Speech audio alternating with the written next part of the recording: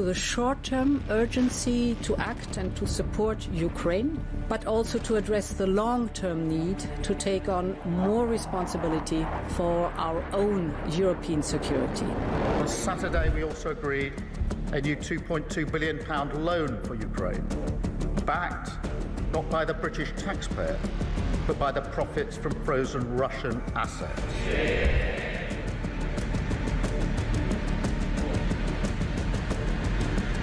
It is my pleasure to bring from His Majesty the King a letter. He sends his best wishes and his regards, of course, but he also asked me to bear this letter and bring it to you.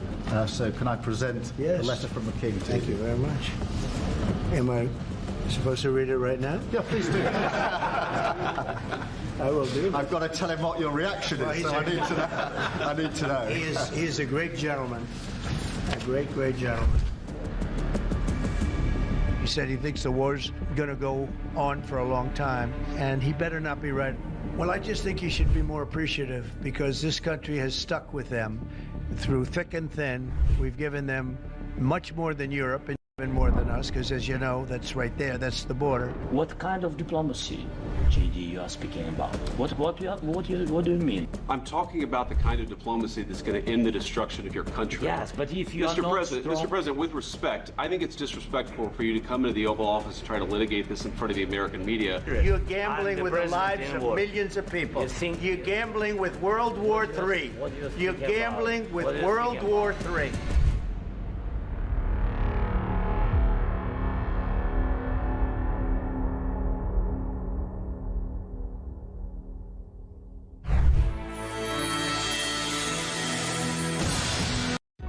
Across the UK, on DAB+, on your smart speaker, on your smart TV, and on your side.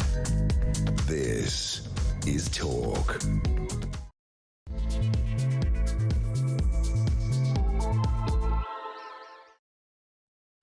Very, very good morning to you. Welcome to the show. It's 2 minutes past 10 o'clock. This is Talk, the home of common sense. And whether you're listening on DAB+ radio, on your smart speaker, watching on YouTube or on your connected device, it is fabulous to have your company.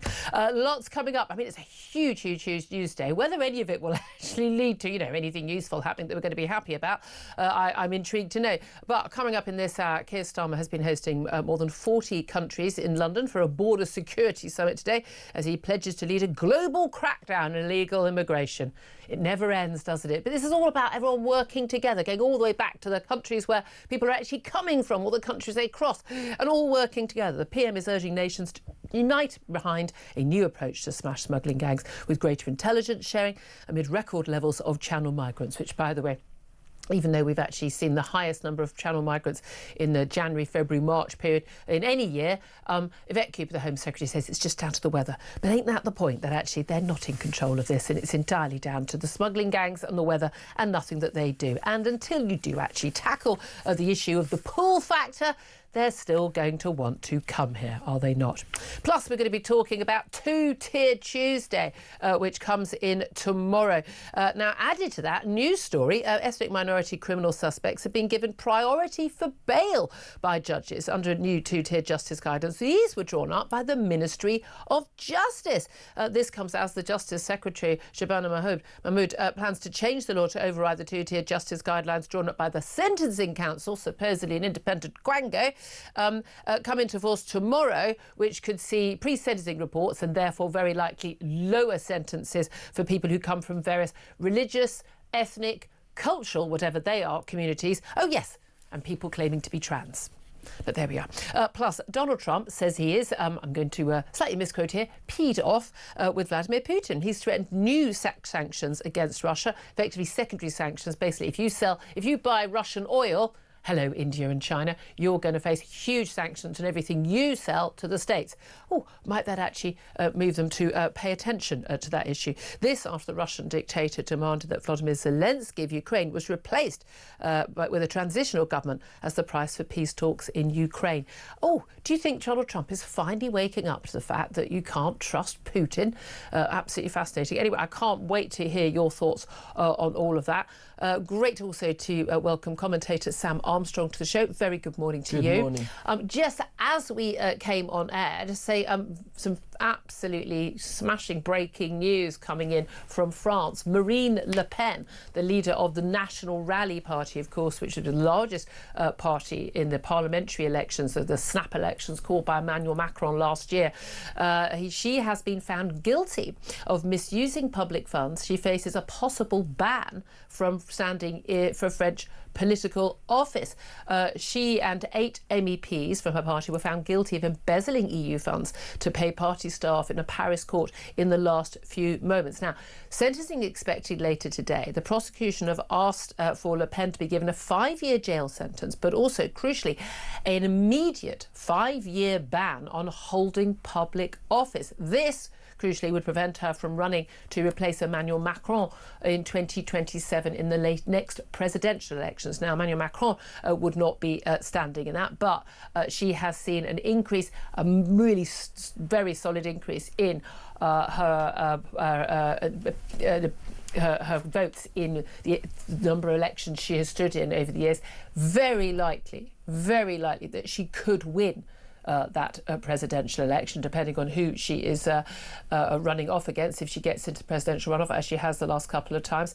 So we could see Marine Le Pen of National Rally banned from standing. Now, of course, there is another key figure in her party who could possibly be a replacement, but this would be an astounding situation. If that does happen, I have to say, I can see things, I think on a technical term there, Sam Armstrong, kicking off in France, given how well National Rally has been doing, and particularly among young people in France. Just before we get to what's going on here, what do you make of this? Bearing in mind, by the way, that Marine Le Pen has become such a strong figure due to issues like the smuggling, the mass uncontrolled illegal and legal immigration in France, massive big issues, the economy, all of the things that are affecting us are affecting France, many other countries too, and that's why she has been so popular.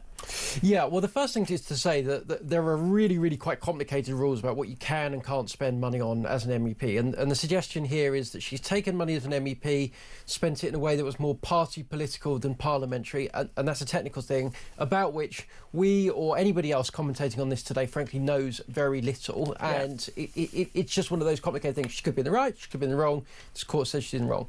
Yeah. However, all that having been said, this feels, this smells, this sounds an awful lot like what Donald Trump went through in America in the 2 years running up to his election as president. Time after time, convenient cases brought just at the right moment that would rule him out as a candidate to be president. And it didn't work in America. My suspicion is, if she can shake off any formal legal ban, it won't work in France. And Marine Le Pen's supporters will turn around and look at this in precisely the same way that Republicans and a good deal of non-Republicans looked at the way that Democrats kept going after Donald Trump through the courts time and time again and say, do you know what? Stuff this, we're going to vote for her in even bigger numbers. Well, crucially, of course, in America, Donald Trump could have run even from prison as the president. He could have served from prison as the president. Actually, he could have pardoned himself. So, you know, you're in different territory there if she couldn't actually run. I suppose she could put forward Jordan Bardella. He's been a very popular figure, and he's the leader of the party, I think, in the National Assembly. So that would be an interesting development. But we'll find out. I mean, as soon as we get that result in terms of that sentencing, we'll bring it to you. But I'm wondering if there's a sentencing report, one of those pre-sentencing reports they get. I wonder if, I mean, under our laws, of course, she'd do very badly, wouldn't she? Because she's not from an ethnic minority. No, but she's a woman. She's a woman. Oh, yeah, that's it. So she would do better under our sentencing laws. You do fine, Julia. I do okay. It's just white, straight men like me that are you'd be monstered, wouldn't you?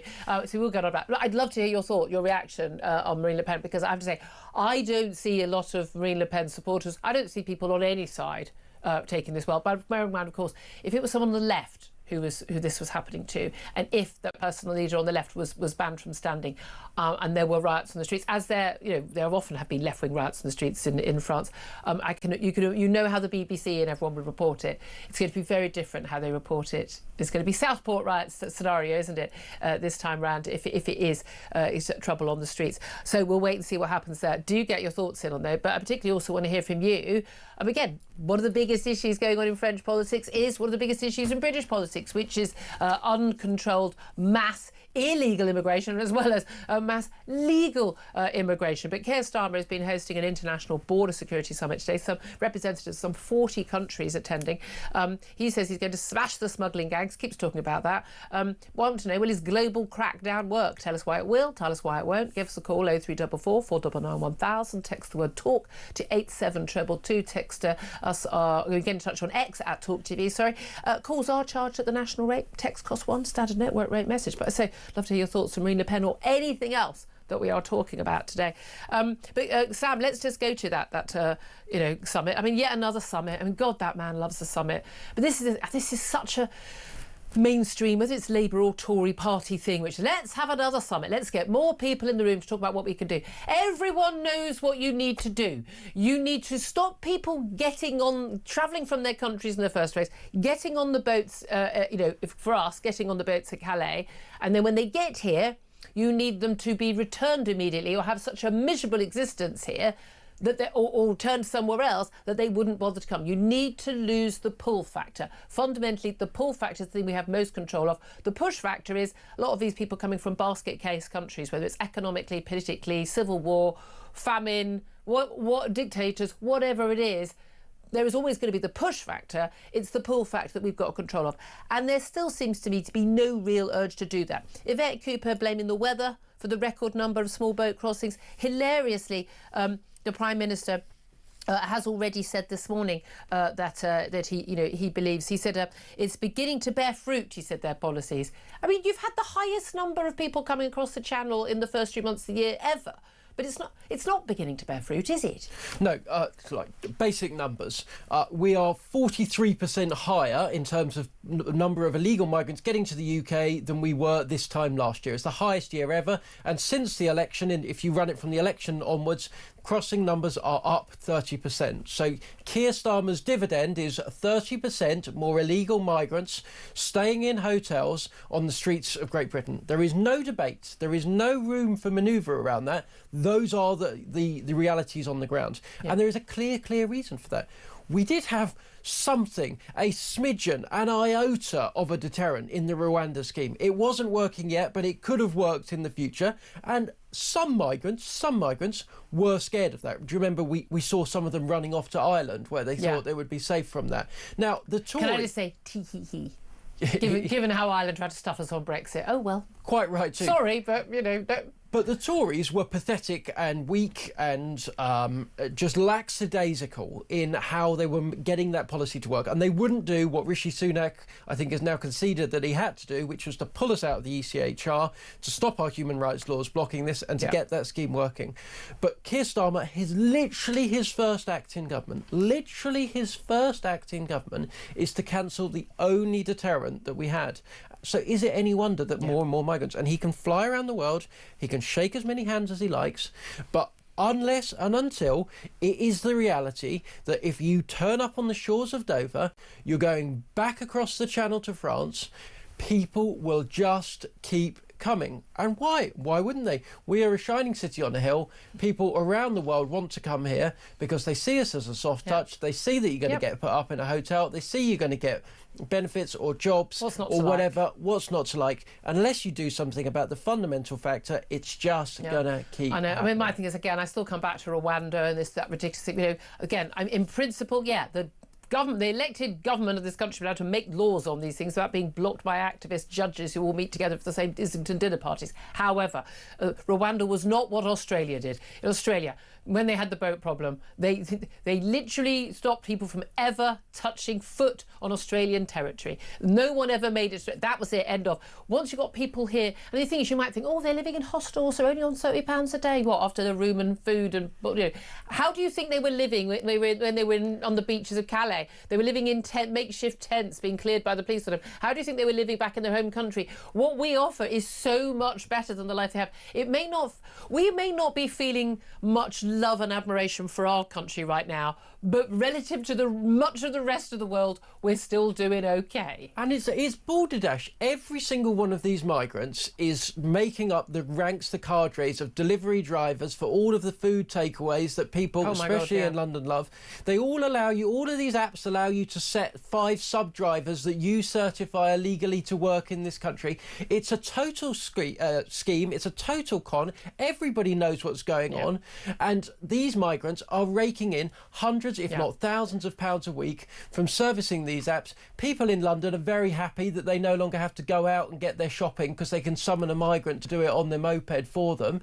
And all the while, the real people that are suffering are working class people in this country that are having to pay the taxes to put these people up and are having their wages undermined by tens upon thousands. And that is the absolute crucial thing. At the end of the day, the people in charge, the people who give a load of money to political parties, are very, very happy to have a lot of people in this country who are willing to work for below the minimum wage. Bearing in mind, on Tuesday and over the next few days up to April the 6th, we've got massive tax changes coming in, national insurance going up. We've also got minimum wage going up. Well, how nice if you don't have to pay the minimum wage because someone can't complain to any authority because they're here illegally. That's what happens. It's what's been happening in America with workers from Mexico. And again, who benefits from that? Well, we get cheap. Isn't it great? We get cheap prices. Well, we don't get cheap prices because we just pay more in tax to fund these people. And even when they're legal, we're paying for their housing benefit and everything else. It's a system that only works for the super rich who run businesses who exploit this. But for the business people and vast majority of business people who don't exploit this and who treat their workers well and do everything legally, it hurts them because they're not competing on a level playing field. I mean, this has massive ramifications across the whole of society, does it not? Also, we've learned the last day or so that the number of migrants overstaying their visas account for over 1/3 of asylum claims. So these people are not just people who are just arriving in the back of a lorry or on an overcrowded dinghy. They're people who've arrived here on a student visa, been here for a few years, and then miraculously, around the time that their student visa is up and they have to go home, turns out that I'm a political asylum seeker of some sort, or they're on a work visa, and suddenly they're claiming this. I mean, this is just simply abject nonsense, and this is what we're dealing with. But I was amazed. It was Yvette Cooper, the Home Secretary, who actually put some of these figures out. But I mean, it's just untenable that this continues, isn't it? But let's also talk about another big issue. There's so much more I want to talk about, including Prince Harry and Centre Barley, his charity, but we'll get to that in the next half hour or so. But we've got 2 aspects of 2-tier sentencing. Now, the Justice Secretary, Robert Jenrick, he was on Mike's show earlier today, of course, and he was the one who pointed out a couple of weeks ago that we've got 2-tier justice coming up as of tomorrow, 2-tier Tuesday, when the sentencing guidelines from the Sentencing Council, an independent quango, basically come into force, which means that judges, magistrates could be told to get pre-sentencing reports as sort of a matter of default, but only for certain people. Basically, if you're an ethnic minority, a religious minority, a community minority, I don't know what that is, by the way, you're claiming to be trans. Let's not say trans people, you're claiming to be trans. Magnificent number of of men who are accused of sex crimes suddenly decide that they're trans around the time that they're arrested for those crimes, interestingly. Now, if you get a pre-sentencing report, it's largely about mitigating factors. It's about, I've had a sad childhood and all this and all that, so you're more likely to get a leaner sentence. So this is basically a policy which will mean that if you're white, particularly if you're a man, particularly if you're straight and you're Christian or an atheist, basically you're going to get the tougher sentences almost by default. Clearly 2-tier sentencing. Now, interestingly, Shabana Mahmood, the Justice Secretary, who pointed out as a Muslim woman herself she opposed this, she was opposed to this. It turns out, her advisors were in the meetings when this was all agreed. This had been going on for a long time. The Tories have been talking about this because basically these quangos operate along with the civil service in a world of their own. She has been trying to persuade the Sentencing Guidelines Council to change this. They've basically gone, no, we're independent. There's now talk about changing the law within the next few days, which would get, of course, Tory support and Labour support to stop this from happening. But we also now know that ethnic minority suspects are given priority for bail under 2-tier justice.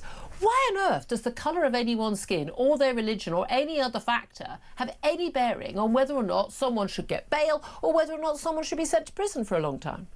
What? Because for a big part of the activist class that run this country, being white is a problem.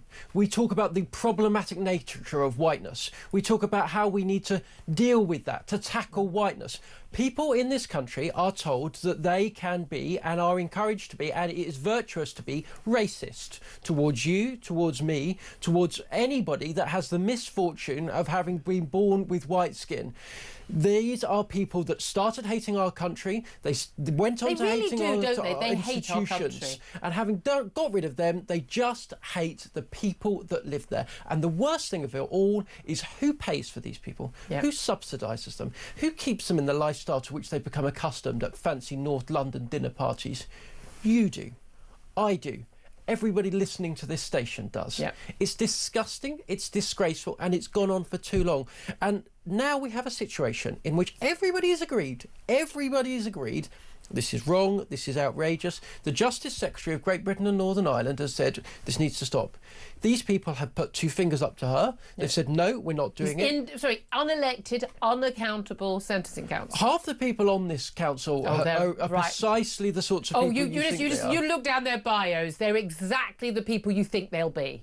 Put it that way. But the Justice Secretary of this country, the person who is by law, statutorily, in charge of enforcing equal justice for everyone before the rule of law, is powerless, impotent, totally devoid of the capacity to do anything about it. We understand how judges and magistrates need to act independently on on individual cases. Of course, I don't want the Justice Secretary saying, if Sam Armstrong's convicted of a crime, it's only a matter of time.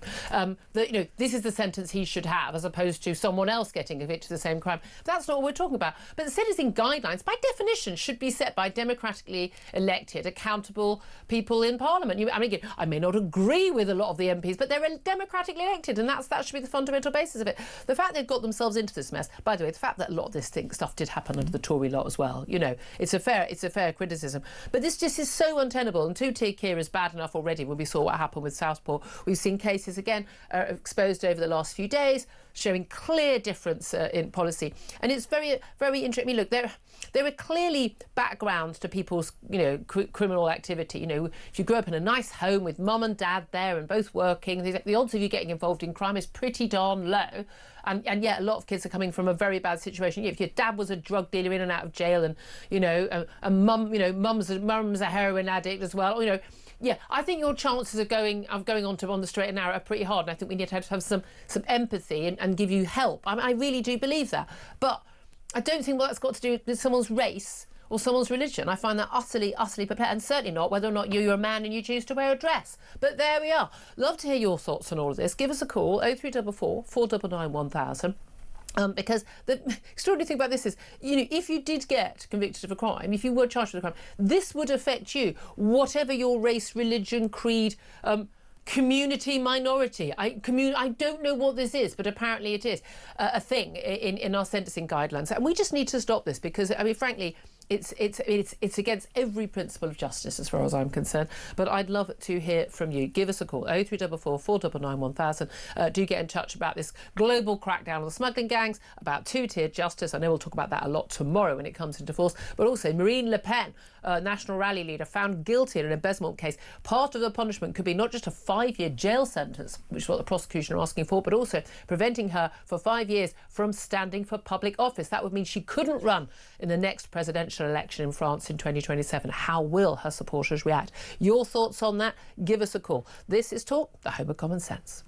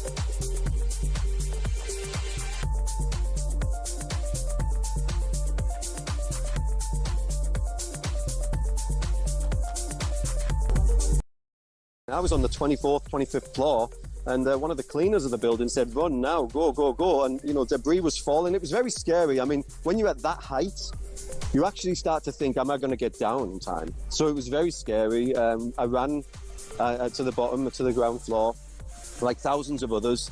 And it was just such a strange thing to happen, because these things happen in the region, in other countries, in other states, other territories. I mean, if you look at Taiwan, Hong Kong, in China, earthquakes are fairly common, but in Thailand, certainly Bangkok, it's not.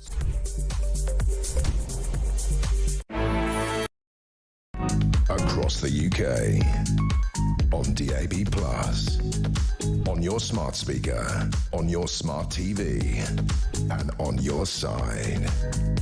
This is Talk. Very, very good morning to you. 10:26 is the time. This is Talk, the home of common sense, with me, Julia Hartley-Brewer. Sam Armstrong also with me. He's on fire this Monday morning, folks, on fire. Let's get to your calls coming in and your messages coming in thick and fast, particularly on migration. Of course, we've got another summit. Another bunch of people talking about smashing the smuggling gangs. This time we're going to go back to the sources and where people are coming from and stopping them crossing the borders. We're going to be giving some of our taxpayers' money to help the prosecution in other countries. I don't know why they can't afford to do this themselves. But will Keir Starmer's global crackdown work? I think I can predict some of your answers, but do get in touch. I'd love to hear your thoughts. 0344 499 1000. Some of the texts and tweets coming in. Craig says, of course it won't work. It's just meaningless propaganda, all hot air. Labour could stop the boats today if they wanted to. As indeed the Tories could have if they wanted to. Christian said, I thought he had a plan to smash the gangs 9 months ago. Another lie. Ian says, no, it cannot work unless Britain leaves the ECHR and we deport all illegals. Stop giving them benefits and luxury hotel accommodation. Also, Labour simply do not want to stop illegal immigration. They really love them. Daniel says, rather than a summit, why not just arrest the gang leaders today? Sarah says, cut the benefits, start deporting, make it so if you land here illegally, you get nothing and you're barred from ever applying to get to the UK again, and you're deported. It's simple. It would stop within a couple of weeks. Indeed it would. Stephen says no, because the majority of the men crossing don't need the help from smuggling gangs, as it's become so easy. Let's go to Herbie, who's on the line in Harrow. Very good morning to you, Herbie. What do you make of this plan? Good morning, Julie. Well, here we go again. I mean, to say, if the government says today, right, there's no more benefits, we're not the freebie country of the world, we are stopping all this stupidity of housing you, feeding you, giving you all these freebies at the cost of the British taxpayers, and I blame France for allowing them to accommodate and accumulate in Calais to come over it. It's their problem that they should be sorting. Well, exactly. And again, lots of those people wouldn't be coming to northern France or to France at all if they weren't planning to cross. Here's the thing, though. If we didn't offer the freebies, a lot of these people, they are working illegally. They're working in the car washes. They're working, under minimum wage. There's a load of this stuff going on. So even if they weren't getting the freebie accommodation, they'd still be able to support themselves. You need to have them either basically imprisoned here, interned here in some way, or, and again, I don't see how even our own courts would allow that for years at a time, or you have to ship them out. Those are the only two options as far as I can tell. But Julie, the problem is that the pressure on the NHS, the pressure on schooling, on transport, on housing is so immense that the government can't see it. It's creating more problems because they're coming over daily. Yeah. And the more that come over, the more pressure they put on the system that we can't cope with. We're all suffering because of the amount of money we don't have to spend that we seem to be able to give to them. Yeah, and also the impact on many towns and villages and cities in terms of this large number of young men, often from cultures completely alien to ours, particularly in terms of attitudes to crime, attitudes particularly to violence, and women and sexual violence. I mean, every young woman I know, teenagers and women in their 20s who I speak to, and I speak to a lot of people much younger than me, the women talk about the harassment they're getting routinely on the streets now in London. I know it's happening in other cities and towns as well. Yeah, but the problem is I've got a granddaughter and I really fear for her future. Yeah. I really, really do. Yeah, but we have this conversation with just bigots. Currently, we're just making it up.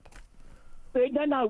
The problem is that the government can't see what it's doing to our society, what it's doing to our system. They're blind to they got their head in the sand and they're not doing a damn thing about anything. All they're doing is making our life a misery and intolerable. But have another summit. That'll solve it.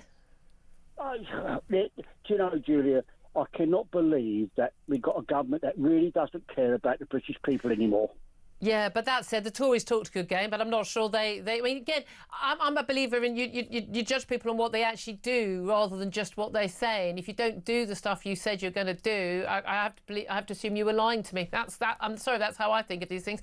Herbie, thank you so much for your call. Appreciate that. It's interesting, Sam Armstrong, just another summit. But later today, Keir Starmer, he's already left that summit, smashing the gangs. He's hosting a sort of a big meeting with various different organisations about the Netflix series Adolescence. Great series, really enjoyed it. It wasn't at all what I expected it to be. I don't know why people are making such a big deal of it. It's a good piece of film. I didn't learn anything new. It was rather... I mean, when they talk about, young violence in these cases, I mean, it's rather misleading. There aren't actually lots of young men who are growing up in a lovely home with mum and dad at home and both in work in a loving family who are going around stabbing girls.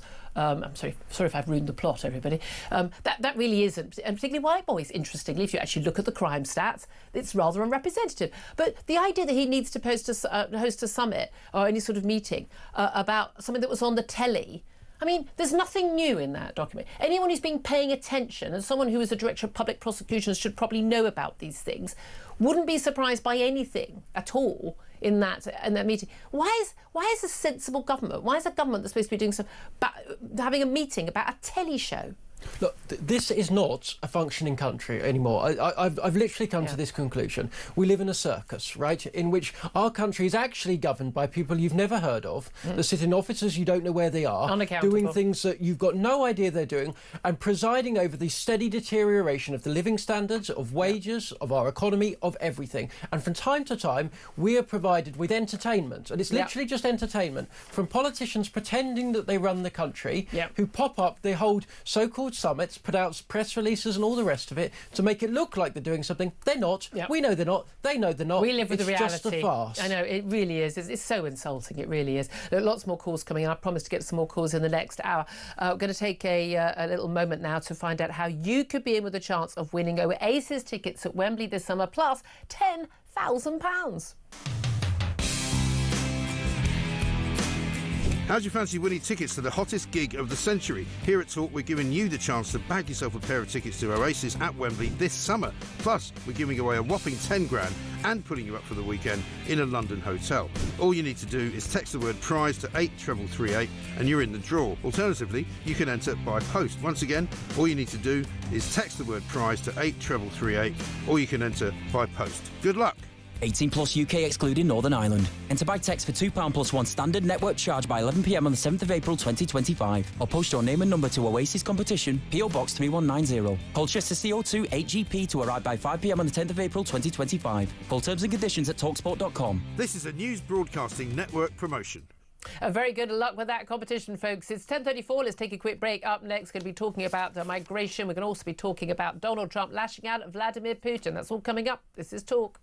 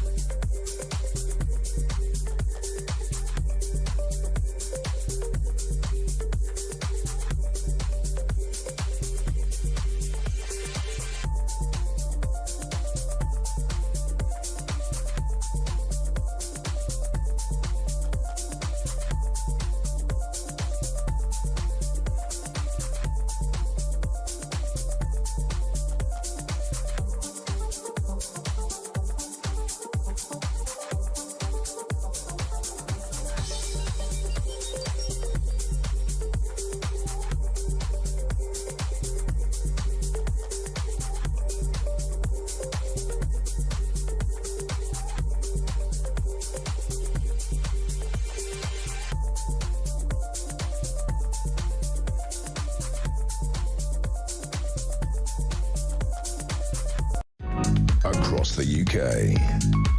On DAB+, on your smart speaker, on your smart TV, and on your side. This is Talk. This is Talk, the Home of Common Sense, with me, Julia Hartley-Brewer. 10:36 is the time. Let's welcome Danny Shaw to the show. He's a Home Affairs commentator and a former advisor to Yvette Cooper before he was Home Secretary. She was Home Secretary even. A very good morning to you, Danny. Morning, Julia. Hi. Quite like to see you Home Secretary. That'd be quite a good thing to watch. I hope you'd still come on the show. Let's talk about this global crackdown on people smugglers. This big summit that's being held by Keir Starmer. Is this going to, as a question I'm putting to our audience today, is this going to actually work? Look, this is all part of efforts to try and clamp down on smuggling gangs and the small boat crossings. And by itself, and the measures here, I don't think they are going to do the job. I think they may help. I certainly really welcome the injection of money for sort of international Crown Prosecution Service, so prosecutors overseas, because the key people overseas are actually the prosecutors in foreign countries, because they work to a different system than we work here. They're the ones who can begin an investigation into people smuggling gangs. Here, it's the police who do it. Overseas, the prosecuting authorities have to start it. But I don't know why we should be helping fund some of these. I mean, some of our money that's going to this is, I mean, it's bad enough us having to help the French police, not very well a lot of the time for years, the French beaches to stop people getting into these big dinghies. But now we're having to help fund prosecutions. I mean, surely these countries can afford to do it themselves. It's about having our own staff, our own liaison officers there who can work with people and convince them to start the investigations and to share intelligence and to give them some information. They may provide some information in return. It's about that soft power thing, Julia. Look, I think these are helpful measures, right? And I think it's nothing wrong with having a summit, bringing all the countries together to try and get people to work together. I get that, it's not going to stop the problem. Well, exactly, itself. Because we're talking about dealing with the push factor, like those, well, let's stop them selling the dinghies. Let's go after the people making the dinghies. Let's go after the people, taking the money to put them on the... OK, let's go after the people who are getting them to travel across the country. Let's go after the people who are advertising on TikTok and Snapchat or whatever, how to go about, moving from Vietnam or Afghanistan or wherever to get to the UK. I mean, all of that's all very well. If you don't get rid of the pull factor of once you get here, odds are you'll never leave, and you'll get given accommodation, you'll probably get asylum at some point anyway, or leave to stay, and you'll be fine, and you can work in the free in the black market. I mean, unless you get rid of that pull factor, you're never going to stop it. Yeah, I mean, I agree. There has to be a deterrent, and the deterrent I've always argued is that if people come here on a small boat, they're returned to France within 48 hours. That will stop it, and that requires cooperation between us, France, and the EU. It requires a deal. And that's the silver bullet. All the other measures will help. They will make it more difficult for the gangs. They may disrupt some of the activity. They may bring the numbers down a bit. But unless you get that deterrent that says that route is completely unviable, there's no point even trying it, because you'll go back. But then the French say, well, we don't want these people. They're quite happy. By all accounts, we've got, the people who are getting into these boats are being told, just get out that far, and then, then the authorities in Britain will come to you. The French boats will come over and go, right, we'll stay with you until you get into international waters or British waters, and then you're not our problem. We know what they're doing, and we're paying them not to do it, and they're still doing it. I thought it was fascinating that Yvette Cooper, your old boss, made the point, and it's totally true. It is perfectly fair that weather is a big factor in terms of the number of people who come across. So, whether it's winter or summer, and we've had particularly calm conditions on the sea and clement weather over the Channel. And so we've seen the biggest number of people coming in the first 3 months of any year ever on that route. But I thought, really, she was kind of justifying, look, it's not our fault, it's the weather, don't read anything into this. But I thought actually she betrayed the fact that the lack of the absolute powerlessness, that whether you're a Tory government or a Labour government, when you still have the judicial arrangements we have and the ECHR and the activist judges, that actually they do have no power over this. The number of people who are going to come are the number of people who are going to come, and it's down to the weather more than down to any government policy. Yeah, I mean, I didn't think that was really a particularly helpful thing to say, even though that may be the reason, because as you suggest, it gives the the sign that this is something that's out of our control. And what you should be focusing on is the efforts that the government are going to try and bear down on this. And they have been doing a lot of stuff, a lot of measures. Border Security Command, again, I think is a good innovation to try and grip the problem. But it's those deals with the European countries. Just coming back to that, we can give something in return to the French and to the EU. We can give them intelligence. We can give them cooperation to help them deal with the problem as well. And if they, in return, can have some kind of returns deal, that is the thing that they should be aiming for. It doesn't seem that ministers want to talk about it. These are supposed to be our friends. Keir Starmer supposed to have this wonderful, warm relationship with, little bromance with Emmanuel Macron. The whole issue for all these years has been that Boris Johnson and Rishi Sunak and Liz Truss and whoever else was Prime Minister in the last few years, they didn't get on with the French. They didn't work nicely with them. As soon as Labour got in, 9 months ago, they were supposed to deal with this, but they're still not dealing with it. Well, they are working better together. You can see that. Which is why we've had a record number of people turn up in the first 3 months of this year. You can see they're working better together, but that's not enough. I don't care if they just shout rude words at each other, if they actually stop the boats. Well, I think we're going to see at the end of this year, Julia, if the numbers are not down significantly from where they were before, then I think they have a real problem, frankly. They can make progress in other areas, processing asylum claims, increasing returns. That's really good news. That's good. Get the asylum system functioning better. But yeah, ultimately, I would say the end of this year, if those numbers are not down significantly, they've got a real problem. And at the end of the day, even though they have improved the number of returns, there was abject haplessness on the part of the Tories in the last few years. It's still a drop in the ocean compared to the number that we've got. Let's also talk about police issues. Of course, that comes under the Home Secretary's purview as well. And some extraordinary cases we've heard about in the last few days in terms of police being incredibly heavy-handed. 6 police officers turning up at the crack of dawn to arrest a couple who just simply written some emails to their school objecting to the way that they were selecting a new and head teacher of the primary school that their young daughter attended, and a bunch of WhatsApp messages, held in a police cell for 8 hours. No charges then brought against them. 5 weeks later, basically, in January, being told, they were arrested, I think, in December, and then in January being told no charges are going to be brought. Why it took five weeks is something else. We're going to be talking to a local councillor who also was warned off by the police, don't get involved in this or you will face a crackdown. I mean, it is absolutely true. What on earth would the police be getting involved in, or why would they need to send 6 officers to handcuff parents in front of their 9-year-old child, to remove them from their home, in a house raid for sending emails which we now know for a fact were not criminal? Well, it beggars belief. I found it hard to fathom the thinking behind this when I saw the details of it. I mean, we have to always remember, and you'll be aware of this, Julia, because you've worked in journalism many years, that sometimes there are facts and there are details that emerge over time that weren't obvious at the beginning. Except no charges are being brought. No charges have been brought. But that doesn't mean that police often arrest people and then don't bring charges, and they're entitled to arrest people. But I can imagine. But in this case, you would you would read the emails. The school would provide the emails, and you go, well, those aren't criminal, or they could be criminal, and then you would invite the couple in to have a conversation. From what we know, it would appear to be a complete, over-the-top reaction from the police, not just to get involved in this, which is a difficult row between parents and the school, but then to send 6 police officers round. 6!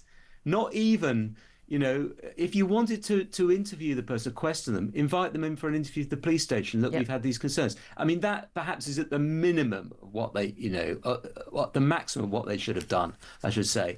But no, it appears to be completely over the top. I'm very pleased the Hertfordshire Police have launched a rapid review. The Police and Crime Commissioner has come out seeking answers. That's exactly what should happen. But the fact that a councillor, the local county council, also emailed the school, this is all before the arrest, and asked questions about the recruitment issue on behalf of the couples, this is Maxie Allen and Rosalind Levine, and then the police officer emailed Michelle Vince telling her that they were the subject of a communication and claimed there had been unreasonable, excessive emails sent to the school. And who decides what are excessive and what are unreasonable if you're unhappy about?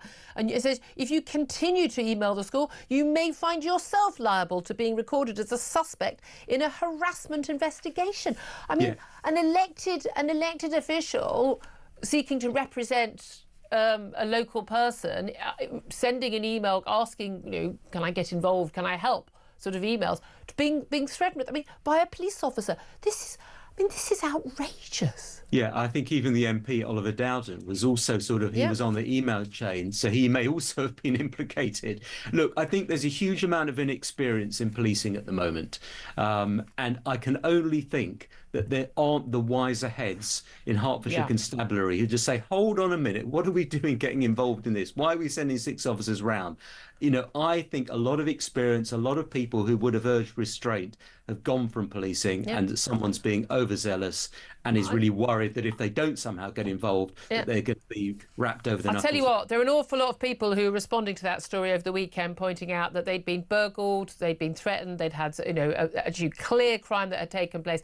No police officer turning up at all, no police officer turning up even when they identified, through things like Find My Phone, where their device that had been stolen was. No police turning up at all. So it's interesting, they've got a spare 6 police officers to arrest apparently a Times radio producer and his wife over some emails to their school. Clearly not criminal, otherwise there'd be charges brought. Thank you very much indeed, Dan Shaw. Appreciate that. 10:47 is the time. We're going to take a quick break. Up next, we're going to talk to a former advisor to the Ukrainian Foreign Ministry about, well, interestingly, fascinating, Donald Trump lashing out at Vladimir Putin, who says that he can't do a deal with Zelensky. Is this a good development or a bad development? We'll talk about that up next. This is Talk.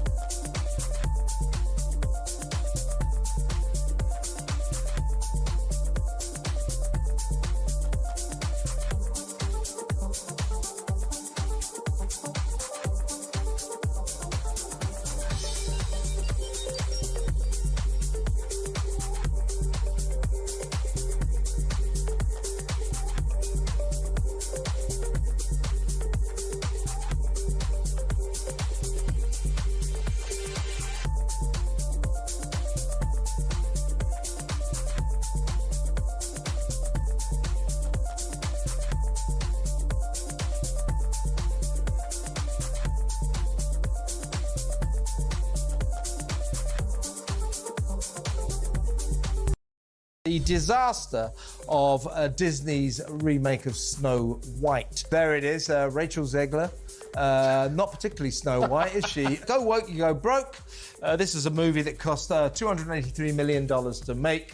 In its first weekend, last weekend at the box office in America, it's brought in a feeble $43 million. $43 million. You would have made Disney $200 million in your first weekend, maybe $300 million, if you'd have just stuck to the traditional story. Across the UK, on DAB+, on your smart speaker, on your smart TV, and on your side. This is Talk. Very good morning to you. Welcome back to the show. 10:50 is the time. I'm Julia Hartley-Brewer. Sam Armstrong still with me. Get his thoughts on what our next guest has to say about where we are with Ukraine peace talks. Cormac Smith is a former advisor to the Ukrainian Foreign Ministry and joins us. A very good morning to you, Cormac. Julia, delightful to see you again. Thank you for joining us. Now, a very interesting development over the last 24 hours of Donald Trump lashing out at his big mate, Vladimir Putin, saying he's, let's be careful with the language here, peed off. I think I'll take out some of the key letters there, about their ceasefire talks, because Vladimir Putin has apparently said he's not really willing to hold ceasefire talks. He can't really trust Zelensky. He wants a transition government in Ukraine before he's willing to come to the table properly to do ceasefire talks. Trump has hit out at Putin, even threatened secondary sanctions on Russia on terms of their oil. So any country that buys Russian oil, India and China being the key offenders there, would face huge sort of 50% US tariffs, which would certainly have a massive impact on world trade and indeed on Russian finances, very likely. Do you think this is a row that is a good thing, as in Donald Trump is beginning to get the real cut of Putin's jib? Julia, I would like to think so, but I have my doubts. Let's face it, it has been absolutely clear to anybody that Putin does not want a peace deal. Putin's ambitions for Ukraine are still maximalist. They are to take over all of Ukraine and obliterate Ukraine's identity. And can I say two things to remind people?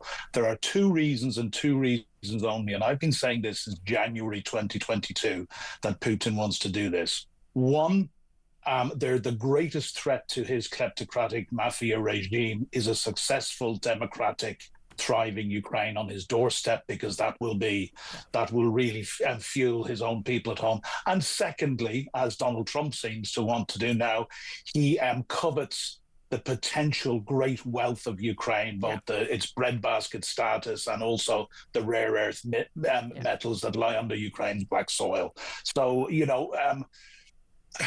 promising words from Trump, but I am very, very skeptical. He is yet to put any pressure on Putin. So far, all the pressure he has put on has been on Zelensky. What is interesting is that with the European leaders, I think, clearly advising Zelensky, look, just flatter Donald Trump, agree to everything when it goes to the table. And it's very interesting because, Putin basically saying, Ukraine hasn't agreed to ceasefire. Yeah, they have.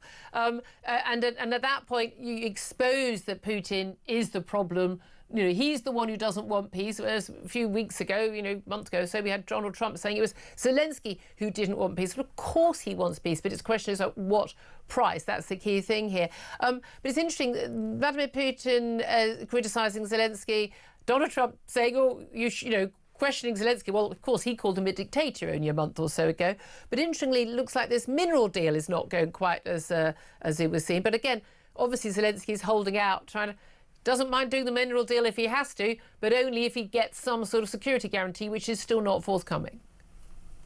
Yeah, let's be very, very clear. Over a month ago, the Americans proposed an unconditional, and that's the word to focus on, ceasefire, which Zelensky immediately agreed to. Putin responded by putting conditions on that ceasefire that Ukraine could never sign up to. The mineral deal is tantamount to mafia extortion, to be honest. What we understand of it at the moment is there would be a board, there would be majority, say the Americans would retain a veto on the board, although there would be Ukrainians on it. The Americans would take all profits up front, and they would decide what to give to the Ukrainians at some stage in the undefined future, and it would be in perpetuity. So this, as my understanding, is a deal that Zelensky simply cannot sign up for. Very interesting. I was listening to a member of the Holos Party, that's the main opposition party in the Rada, the parliament, say, I think it was on Saturday morning on another station, that this is something, because it would have a generational effect on Ukraine, would have to go to the Rada for a vote This minerals deal, I believe, is a non-starter. Yeah, and they simply wouldn't vote for it. And indeed, again, this is always on the basis that Donald Trump spouts this. And again, complete and utter lie that the money that the Europeans have given was on a loan basis, and the money the Americans given was just given as a grant. Simply not true. The vast majority of the money from Europe has been given as a grant. We're not expecting anything back for it. In terms of where this goes now, I mean, is this just, we're just going to see how this plays out? Do you think there is a possibility that there'll be a wake-up call in the White House? I mean, you certainly know people like Secretary Marco Rubio, the Secretary of State of the United States. He was very sound on Ukraine until he signed up with Donald Trump, that actually behind the scenes, many of the sensible figures, the military figures and others and the security officials in the White House will be hoping that Donald Trump realises that Putin is making him look like, Trump is looking like a chump for believing Vladimir Putin, and eventually Putin will overplay his hand, and Donald Trump will have no choice but, if he wants to look like the strong man, to basically come out to Putin. I would have said this 6 months ago, and I did. I thought there might be a point, and, I discussed this with our mutual good friend, Philip Ingram. Yeah. And we thought that there would become a point where Trump might turn on Putin. I don't see that happening, but I fear might happen if Ukraine refuses to sign this minerals deal. We could see the withdrawal of US aid and intelligence again. But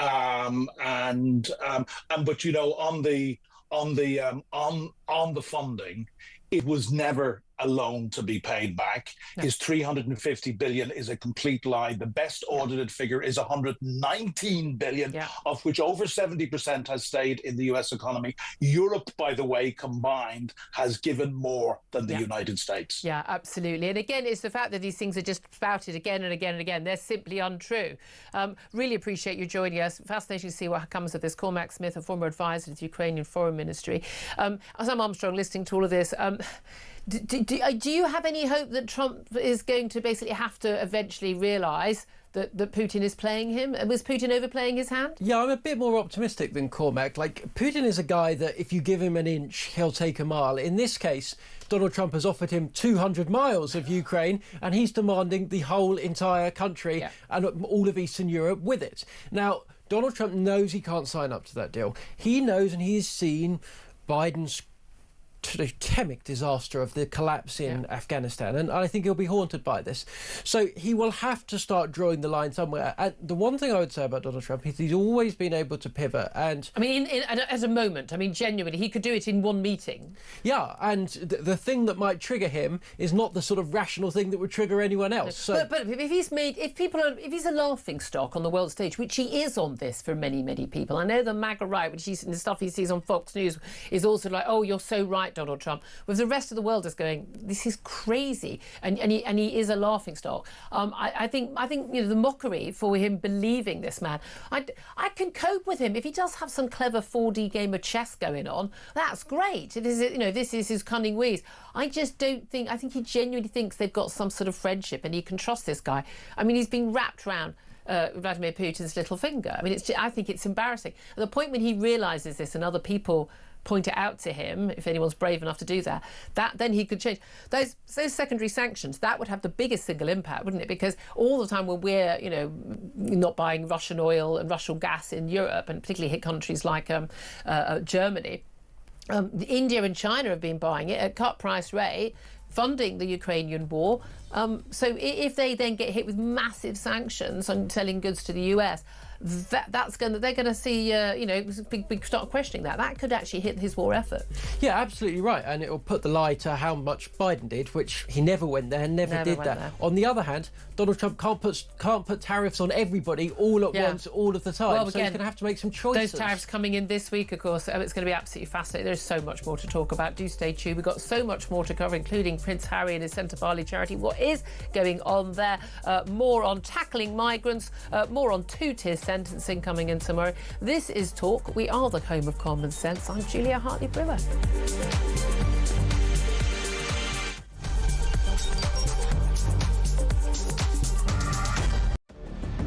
I can announce this government will begin the biggest sustained increase in defence spending since the end of the Cold War.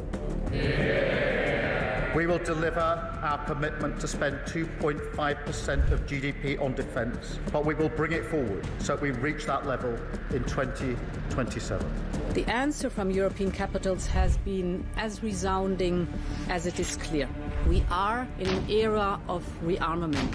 To respond to the short-term urgency to act and to support Ukraine, but also to address the long-term need to take on more responsibility for our own European security. On Saturday, we also agreed a new £2.2 billion loan for Ukraine, backed not by the British taxpayer, but by the profits from frozen Russian assets.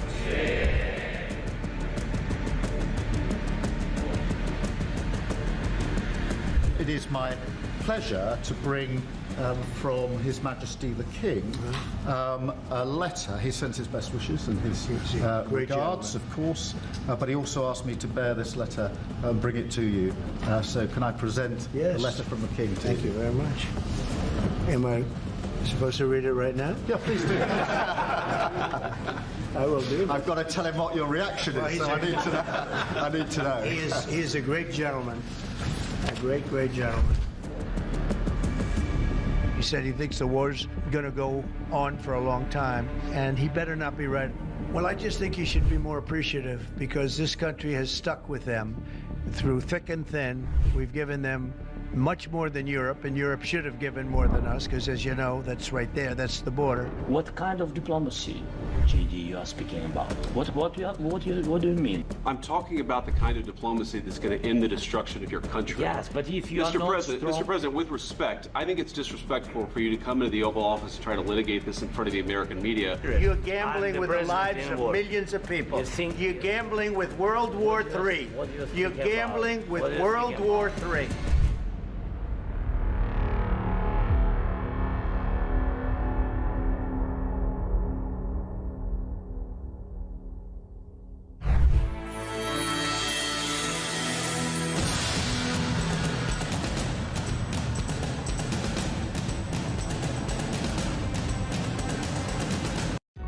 Across the UK, on DAB+, on your smart speaker, on your smart TV, and on your side. This is Talk.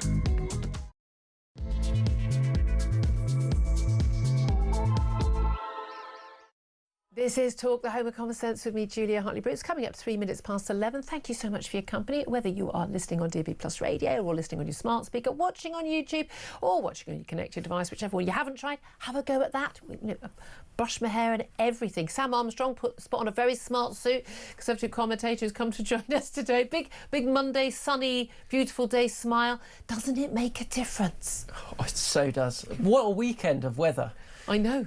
And for Mother's Day as well. By the way, did you enjoy Mother's Day? I mean, I know there are people people always make out the point, it's a very difficult day for those people who've lost their mothers. I do understand that. But for most people, it's a day of, joy and pleasure, or remembering, if you've lost your mother, remembering, your mother for most people. But I was interested to see that the Prime Minister did put out a message yesterday on Instagram about Mother's Day, but didn't manage one on X. Where he's got far more followers, obviously, and of course he's a politician, but it was all about the end of Eid. I have to say, I was a little bit peeved in a sort of, he doesn't seem to ever mention Easter, doesn't seem to ever mention any other religious festivals, certainly the national religious festivals in this country where you have public holidays and the like, but absolutely sodding obsessed with any Islamic holiday. But the big event yesterday, I think, for most people in this country was Mother's Day, was it not?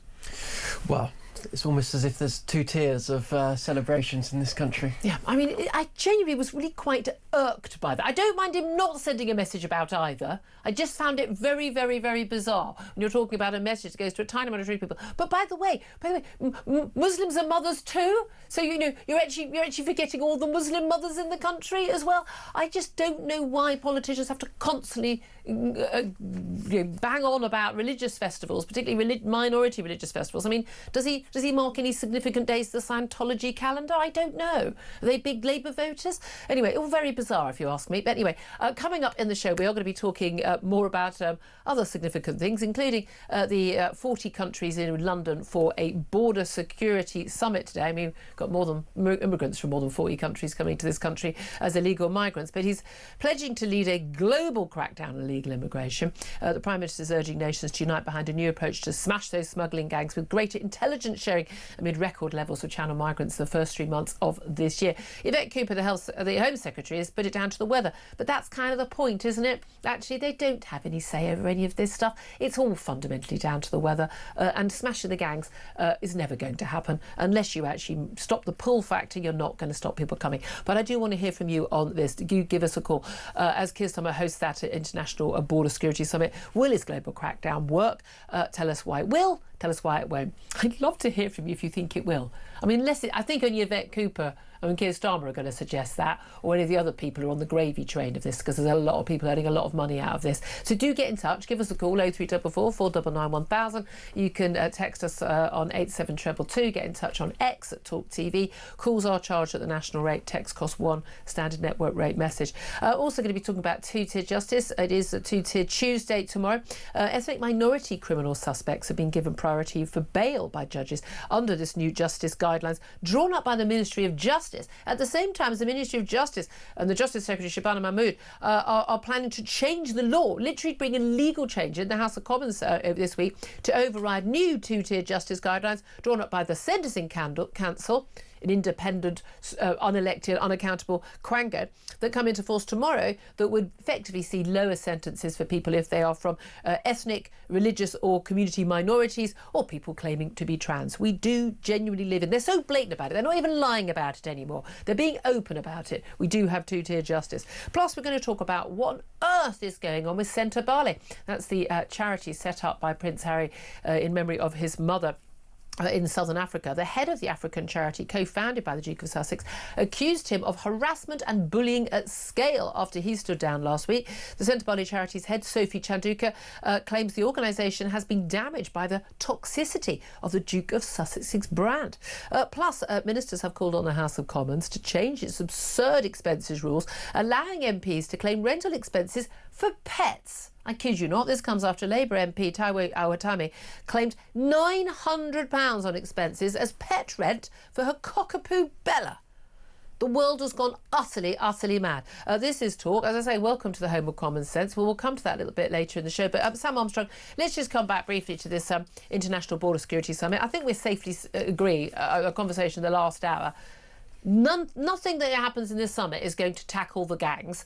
Nothing that's being done by Rishi Sunak or Liz Truss in a short period in office, Boris Johnson has tackled the gangs. Nothing's happened since Keir Starmer has been in charge. We've seen the highest number of people, over more than 5,000 people arriving in the first 3 months of this year. It's down to the lovely clement weather and the calm seas, according to Yvette Cooper, the Home Secretary, rather spelling out the fact that they have no control over how many people get on these boats and how many people arrive here. What we only have control over is what happens when they're in either British territorial waters or on British land. And they're still not willing to do anything about it, are they? Yeah, actually, I disagree with you there, Julia. Oh. They do have control over it. What they don't have is, and I'm sorry to be crude, they don't have the balls. They don't have the courage, the chutzpah, the backbone, the spine to stand up and say, do you know what? We are going to withdraw from the European Court of Human Rights. If you say we can't send people off to Rwanda, if you say we can't take people back, if you say we've got to give them each... I don't think the ECHR is still the problem. I think activist judges. I think the way that they are, even in the tribunals for asylum seekers and their appeals, allowing people to stay because their son might not like, Albanian chicken nuggets. We have an activist judge class. What? I don't actually believe that we can fire all of the judges in this country and start again. The way you deal with it in politics is you change the law. And the law, it is clear, needs to change. It needs to be the case. You arrive here, you're gone within the day. The sun shouldn't set on a migrant illegally in this country. That should be the stay. Politicians are absolutely 100% empowered to do that. Keir Starmer has a huge majority in the House of Commons. He could do it if he wanted to do it.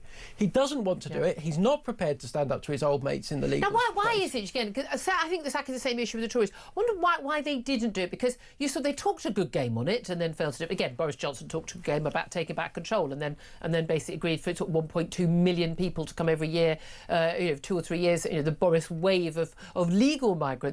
But how on earth you can be in government? I mean, and both parties, by the way, big majorities, able to change the law at any time if they so chose, or choose right now. Why do you think they don't want to do it? Because they know it harms them electorally. Is it because they don't want to be thought of as being nasty and racist and bigoted? Do they genuinely believe these people have a right to be here and these are genuine asylum seekers and the people who are most in need of coming to our shores are a bunch of sort of 20-year-old men? No, they believe that taking this action would be drastic, and it would be drastic, right? It would be fundamentally changing the legal framework on which we're based. They believe it would be controversial, and it would be controversial. Not as controversial as having thousands of illegal migrants wandering the streets. And they believe, crucially, that this conspiracy of silence, that this conspiracy of inaction, that this pretense in which everyone talks a big game but does nothing on migration is a sustainable political reality. And why wouldn't they, Julia? Yeah. Because they have gotten away with this for 30 years now. They've spent their entire political career getting away with lying to the British public about what they intend to do with migration, and all the while, them and all of their mates have done very well on the back of it. Well, hold on a minute. They've got away with it for a period of time when there wasn't an alternative like Reform UK offering a difference, like saying we're going to tackle this, as what's happened in Europe as well.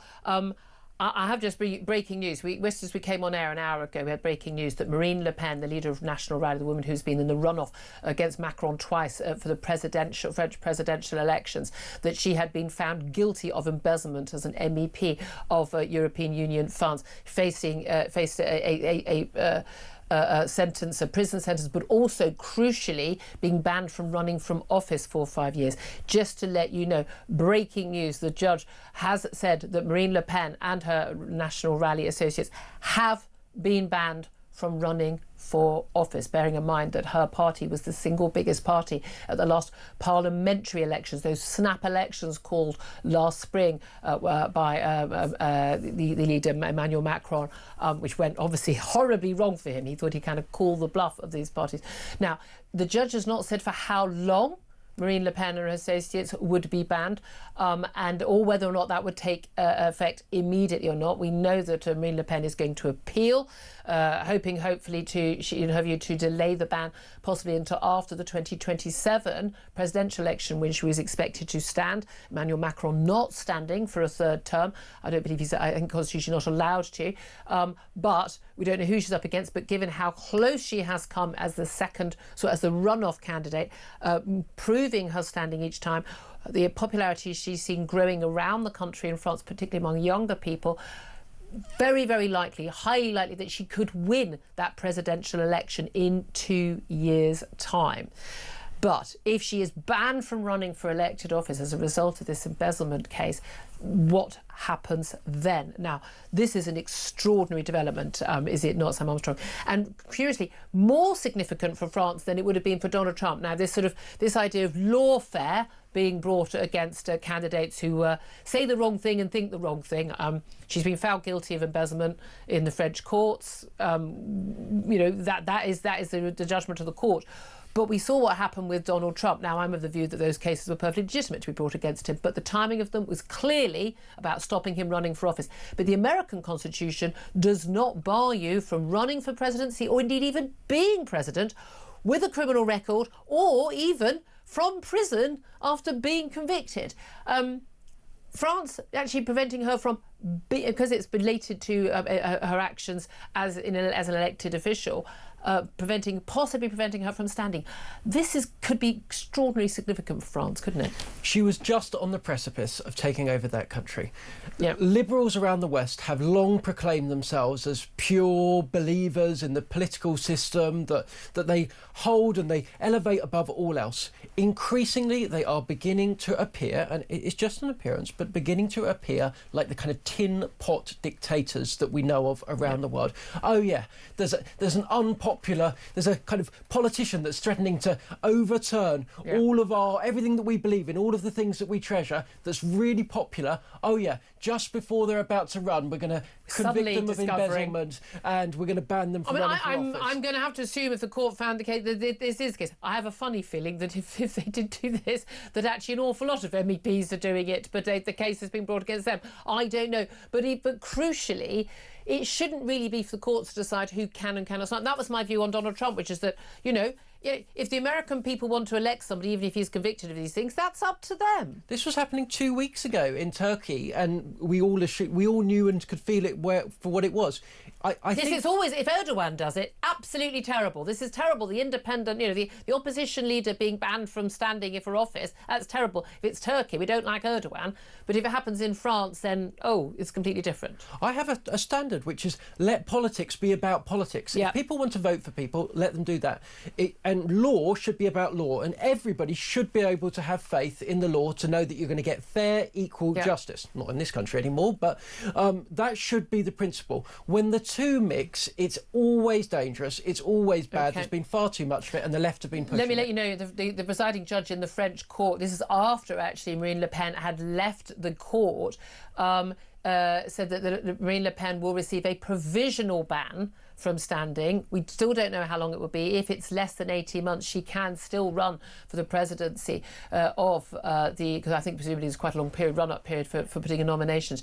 She can still run for the presidency of France. So we'll wait and find out if there's any more information on that. But absolutely fascinating. Love to hear your thoughts on that, because again, lawfare involved. And I agree with you, absolutely agree with you, Sam. I mean, I think people should be given the choice. I don't care what someone has done, guilty or not guilty. I think people should be given the choice about whether or not who they want to be their elected representative. It's kind of irrelevant, isn't it? Do give us a call. 0344 499 1000 is the number to call. We've got a couple of guests coming up in just a couple of moments talking about, the extraordinary situation that we do have in terms of, we talked about, two-tier justice. We'll talk more about that in terms of the two-tier Tuesday coming in tomorrow. But also the extraordinary heavy-handed policing that we've seen, certainly post-Southport, heavy-handed sentencing, and when we are just seeing that, if you're rioting with one particular motive, you get given, or you're writing something on social media of one particular motive, you get one kind of sentence, and if you have a different kind of motive, come from a different politics, basically the left, you don't get that sort of sentence. It's so blatant and clear, it's so obvious. I don't know how anyone could even deny it. Although apparently even claiming those two-tier justice makes you a bigot in this country, as we've been told. Far right and bigoted. So we're all far right and bigoted now for knowing facts, and same way we're all transphobic for knowing that men can't become women. But those are the words that just get thrown at people. How's that working for your political class? I would say not very well by looking at the polls. But here's the crucial thing. Over the weekend we had this extraordinary case of a couple who'd been emailing their daughter's primary school complaining about the process for selecting a new head teacher. A large number of emails by all accounts. The school decided they felt this was harassment. Then there was a WhatsApp parents group they were messaging in, and the police turned up heavy-handed, 6 police officers, raiding their home, putting this couple in front of their 9-year-old daughter in handcuffs, extraordinarily, 8 hours in police cells being questioned. 5 then released. 5 weeks later, being told in January, no, it turns out no case to answer. And not only that, warnings given to a local councillor and indeed the local MP, Sir Oliver Dowden, a Conservative MP, former Deputy Prime Minister of this country, by the way, extraordinarily telling them basically, don't get involved or the police will come and, question you as well. This is outrageous, is it not? Yeah, let's just put aside the grotesque abuse of police resources to have done this in the first place. Let's put aside the fact that these people were clearly wrongfully arrested. There was no justification, in my view, for the arrest, certainly not so heavy-handedly. And let's just deal with the councillor and the MP. That was an equivalent to a coup d'etat. I'm sorry to put it that highly. You have an absolute 100% solemn, total right to democratic representation in this country. I don't care if you're in prison. I don't care how disgracefully you've conducted yourself. You have that absolute right. It's a total safeguard. It's a safety valve for everything we need. For a police officer to conduct themselves like the Stasi by banning them from standing up for them, that a police officer needs to be fired. Yes. And a message needs to be sent out. Never again. It's got to stop. It's absolutely got to stop, isn't it? Well, I'm delighted to say in the next couple of moments we are going to be talking to the local councillor Michelle Vince, who was sent this message from the police, and we're going to be talking to former Deputy Prime Minister, the local MP, Sir Oliver Dowden as well. They're up next. You do not want to miss that. This is Talk. We are the home of common sense.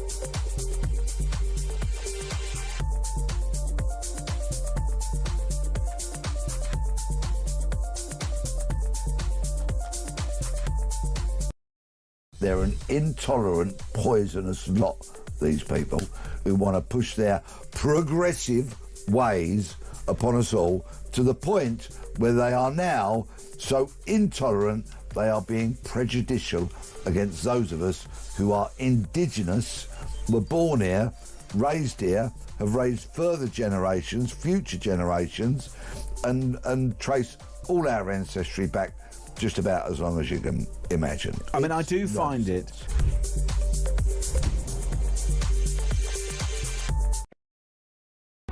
Across the UK, on DAB+, on your smart speaker, on your smart TV, and on your side. This is Talk.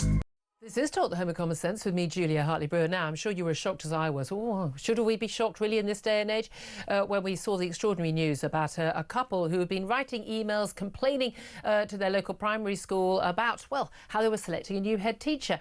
Their young daughter attends the school, and they were very unhappy. This is Maxie Allen and Rosalind Levine about the process. So they wrote to the school again and again and again. They also joined a local parents' WhatsApp group about this. And then they found themselves arrested, a raid at their home by 6 police officers turning up, handcuffing the parents, holding them in police custody for 8 hours, and then 5 weeks later being told that actually, well, their communications were not malicious. They had not committed a crime. In the meantime, a local councillor, Michelle Vince, was also told by a police officer who, after she had emailed the school alongside CCing Oliver Dowden, the local MP, that she and the MP shouldn't get involved, or they could face charges too. What on earth is going on? Well, in just a couple of moments we'll talk to the councillor Michelle Vince, and right now I'm delighted to welcome Sir Oliver Dowden, Conservative MP, former Deputy Prime Minister and the local MP for this couple, to the show. A very good morning to you, Sir Oliver. Good morning, Julia. Delighted to be on with you. This is just such an extraordinary story. It's the front page of the Times. In fact, Maxie Allen, the father involved, he is a producer at Times Radio. We know that there was nothing malicious or offensive or threatening in these emails. We know that because the police are not pressing charges. It took them 5 weeks to make that decision. But the circumstances in which two parents complaining about something going on at their primary school, which quite a lot of parents do these days, as they are illegally entitled to do, being arrested, handcuffed by 6 police officers from their home in front of their child. Just first of all, your reaction to that? Well, I think something has gone very badly wrong with policing in this country, that this should happen for 2 reasons. First is about the priorities of the police. I am constantly being contacted by people saying, I've had a burglary, there's no point contacting the police because they won't turn up. Or people have walked into a shop, shoplifted stuff, the shop owner doesn't bother calling the police because they don't bother turning up. Yeah. And yet in an instant like this, 6 police officers can turn up. So what does that say about priorities? And secondly, about the kind of country that we live in, because it's always been the case that people should be able to freely express their views without the fear of the state looking over their shoulders and getting involved. This simply is not a matter for the police, which is why I very much welcome the fact the Chief Constable to whom I've spoken is conducting a thorough investigation. But I think more broadly as a society, we need to stand up against this excessive authoritarianism. Well, indeed. I mean, you spoke to the Chief Constable of Hertfordshire Police, they're the police responsible for this, but, you know, these police officers didn't do it off their own bat. Someone senior would have authorised this, for goodness sake. And we know also Hertfordshire Police, you know, if you look down their actual track record, and it's fascinating how often the police, the local police who do these things often have the worst record when it comes to the actual crimes that people are concerned about, street robbery, shoplifting, burglary and the like. They don't seem to, certain police officers, they have a very poor track record of actually prosecuting people responsible for the crimes people are concerned about. But as you say, they've got 6 officers for this. But it's all very well Chief Constable saying, oh, this is terrible, but it happened on his watch. Well, there's a new Chief Constable. He's been appointed very recently. In fact, before I became aware of this incident, I spoke to him. I am convinced that he both wants to get to the bottom of this and has got a robust focus. Should heads roll? Well, first of all, I think he's got a robust focus in terms of what's needed, shoplifting, burglary and so on. Let's wait for the outcome of this and find out exactly what's going on. What I would say is that in respect of the individual officers, I think, Julie, you're totally right to say that we shouldn't be expecting often very young officers to be making these kind of judgments. We should be clearer as a society, from the Home Office, from the Chief Constable downwards, that this sort of thing does not require the police to get involved. Yeah. And I think that's the kind of cultural shift as a society, led by the government and by individuals in Parliament like myself. I hope to raise this in Parliament today. We need a change of approach as a society. And yet it was, let's be honest, it was under the Tories, in which you served as Deputy Prime Minister, it was under the Conservatives that this rise in sort of police getting involved in our freedom of speech has exponentially grown. It is, you know, it happened with non-crime hate incidents. They were brought in 2014 by the Police College. It doesn't matter, you know, Home Secretary after Home Secretary saying, no, we want you to stop doing it. They carry on. I mean, what is the point of us even bothering to elect a government, bothering to have an elected Home Secretary, an elected Prime Minister, if you can't stop this stuff from happening? You're not even able to stop, you know, the sentencing, saying that, you know, I as a woman should get a lower sentence than you because I'm a woman, but if I were black, I'd get an even lower sentence. Or if you were a trans woman, you'd get a lower sentence. I mean, you can't even seem to stop that. Do we actually have any democratic oversight of these things anymore? Well, Julia, I think it's a very fair challenge. Of course, I totally disagree with those sentencing guidelines, and I read in the newspapers, I'm not in government anymore, that the government is looking at bringing forward legislation to address that. I think that's completely the right thing to do. But it's also a fair challenge that as a society, both governments of successive colours have allowed a situation to arise where this sort of thing is normalised. And I think it is important, regardless of how we've got to this situation, to take a stand and to say it's not acceptable for the police to get involved in what are the normal kind of sometimes robust discussions that happen in civic society. And one of the great virtues of this nation over many centuries is people have felt free to express their views without the state through the proxy of the police getting involved. And I think we need to have a rebalancing back to that. The worry, of course, is a lot of people point out in these scenarios, the processes, the punishment, even though often in these cases, especially once they're publicised, especially when the Free Speech Union gets involved, that actually, nothing actually ends up happening.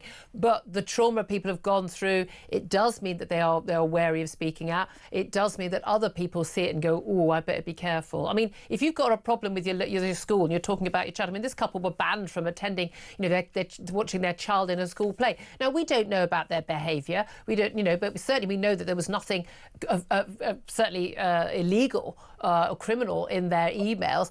It does look like the school has massively overacted in a totally inappropriate way. But there's never, it would seem, there's never any punishment effectively for the people who make these claims, so the teachers, whoever it was who made the police claim, the police officer who made the decision to go and raid their house, no one ever faces any punishment for that, shouldn't they? Well, first of all, I don't want to get into the details of what's happened with the school because I don't know all of the facts. You weren't even involved in the case. You were just CC'd, weren't you? Yeah, quite. I mean, I'm CC'd into many cases as a member of Parliament and get involved if I'm asked to get involved. But the thing that really worries me about this case is the chilling effect that it has.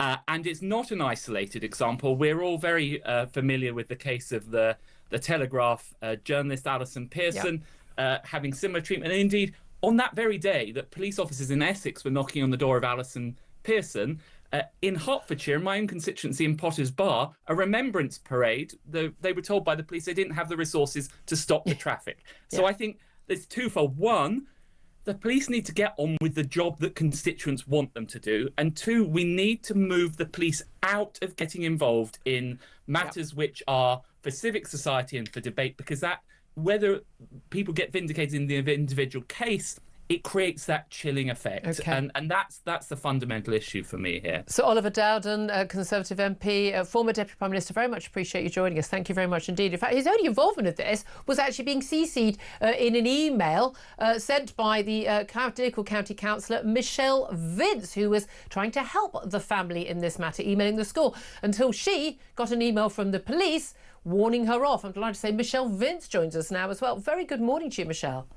Good morning. Thank you so much for joining us. Again, this is utterly extraordinary. I mean, it's extraordinary that this couple faced this heavy-handed approach from the police and indeed from the school. I have to say, pull your kid out of that school would be, to everybody, is what is my advice I would give at this point. But the fact that you were simply a local elected official, they contacted you and you got involved in an email. You received an email from the police, an officer, let me quote, saying, extraordinarily, basically saying, you may find yourself liable to be, unless you cease communications with the school, you may find yourself liable to being recorded as a suspect in a harassment investigation.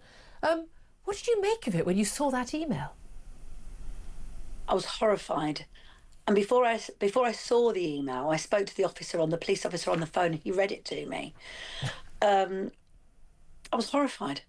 It was asking me to pass on the warnings to people that were CC'd into the email, including Sir Oliver Dowden. I wasn't prepared to pass on a warning to him. About what he can or can't get involved in. Had you met the family? Had they been in contact with you? What was your link to them? So I know the family. I'm local. I know many of the local families. They're a delightful family. I knew about the situation back in May when there was a need for a new head teacher at the school because the previous head teacher had decided to retire and had given notice in. And I got some messages in May of 2024 from concerned residents, and not just this family, very interesting, saying that there was no attempt being made to find a new head teacher, and could I find out exactly what was going on. So I emailed the school at that time asking if the position had been openly advertised and what was going to happen with it. And that was, I think, on the 21st of May, 2024.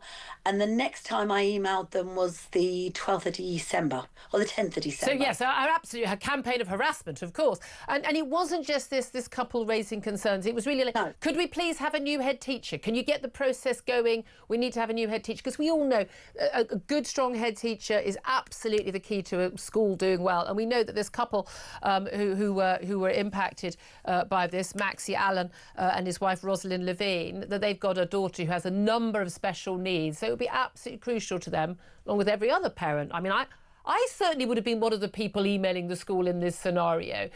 Presumably you saw some of their emails, you've met with them, you know them. Do you think that it was likely that any of their emails were in any way malicious or harassing? The emails are asking about the child, talking about the child, discussing her medication. There is nothing in those emails that could be seen as offensive in any way. I think it's important to understand that they received a parent ban and were only allowed to reach out to the school or contact the school by email. So yeah. Everything had to go by email. They couldn't have a sort of a chat at the school gate because they weren't allowed. No. But here's the school ban. I'm very good friends with the head teacher of an inner city school, and they have a number of parents at that school, a number of dads in particular, who are banned from the school gates, even being within 200 metres, because of threats of violence and actual violence. They have to be banned. There'd be nothing of the sort in this case. Nothing. And it is so severe. The reaction was so heavy-handed that people are thinking there must be much more to this. There must be more to it. There isn't any more to it. They was inquiring over when the school would get a new head teacher. Yeah. I mean, the most basic, reasonable request that a teacher could have. When you got that phone call and got the email from the police officer, what was your response to him or her? I was already terrified because the police had already visited the parents' house, and they'd contacted me on the evening of the 20th to say, we've had the police round, they're going to come round to you. This is December, isn't it? Yeah. Yes, and I called the police. Nobody had been around, so I called the police station, and the officer wasn't available to speak to.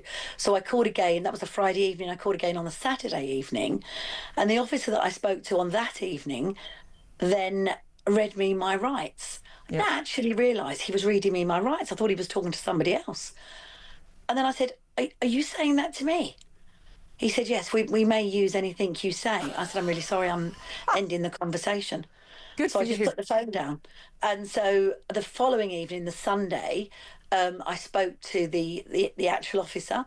He told me, I've sent you an email Friday night, which I hadn't opened the email, to your counsellor email. I'll read it to you. I was horrified. I said, but you're asking me not to speak with the parents. You're asking me not to... An elected local councillor representing local parents. You're taking away his democratic rights. That's just extraordinary. And I said, I'll have to seek advice on this. And he said, if you want to complain about me, you can. I said, oh, yeah. I'm not saying I'm complaining about you. I'm saying I need advice. Yeah. The family have democratic rights. Can I check? I mean, do you think a head should roll? Do you think people should be... 100% I do. I do. I think there should be a thorough investigation, both into the police and into the school. We need to know what happened between the school and the police for the police to take this action. Absolutely extraordinary. I mean, it's just the most extraordinary story. And yet, weirdly, not surprising in this country anymore, which is the very big worrying thing. Michelle Vince is a county councillor. Thank you so much for joining us.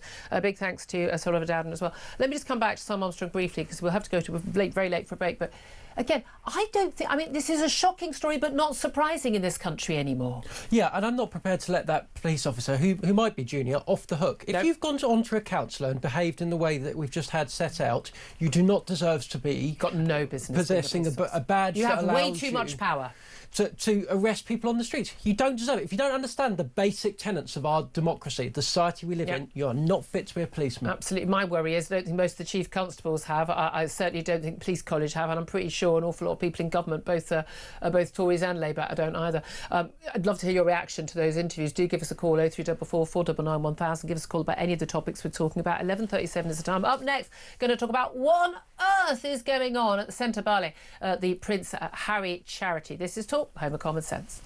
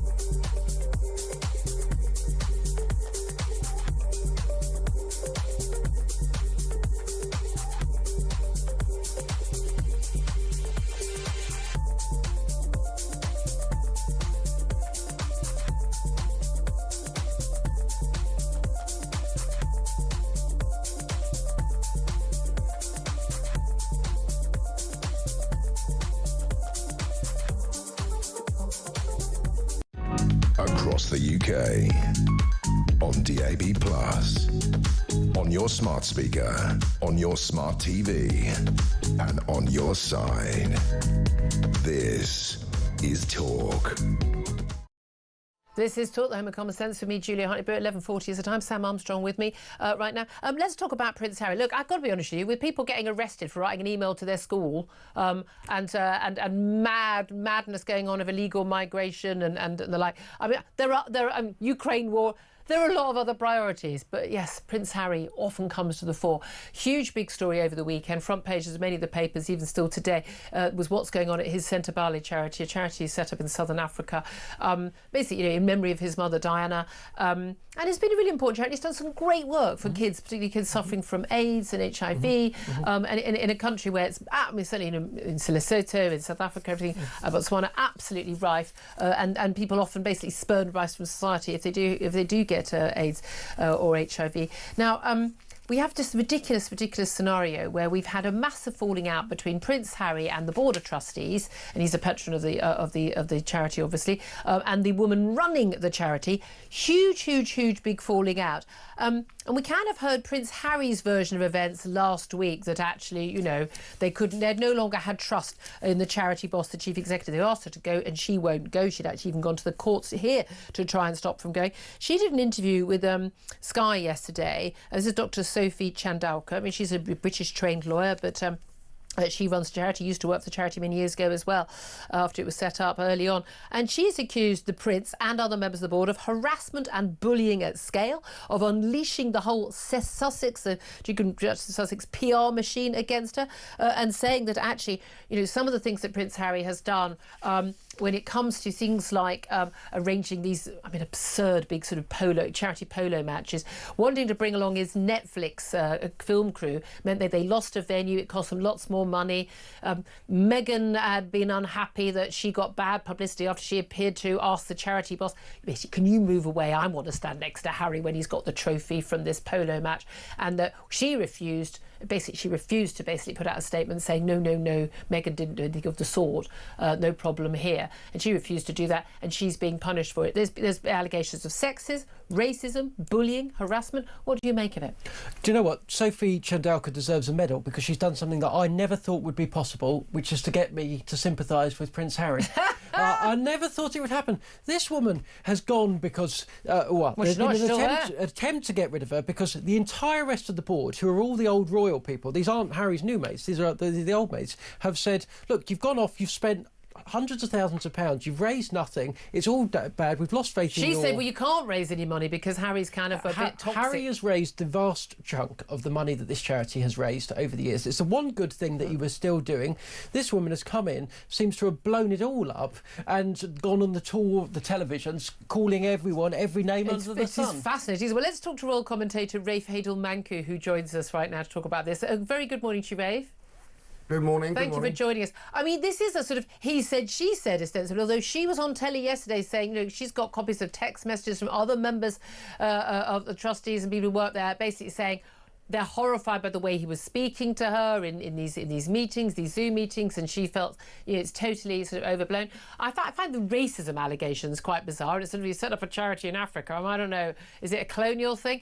We certainly know that she is someone, you know, she's spoken about how they've had to move the charity, a lot of the running of the charity away from London and away to Africa, post Black Lives Matter and the like. So I think she probably comes from a certain sensibility where a lot of these allegations get thrown up. But whose side fundamentally are you on? The Sussexes, on Harry's side or her side? I think it's too early for anyone to actually make any definitive statement as to who they're aligning with. That won't stop people.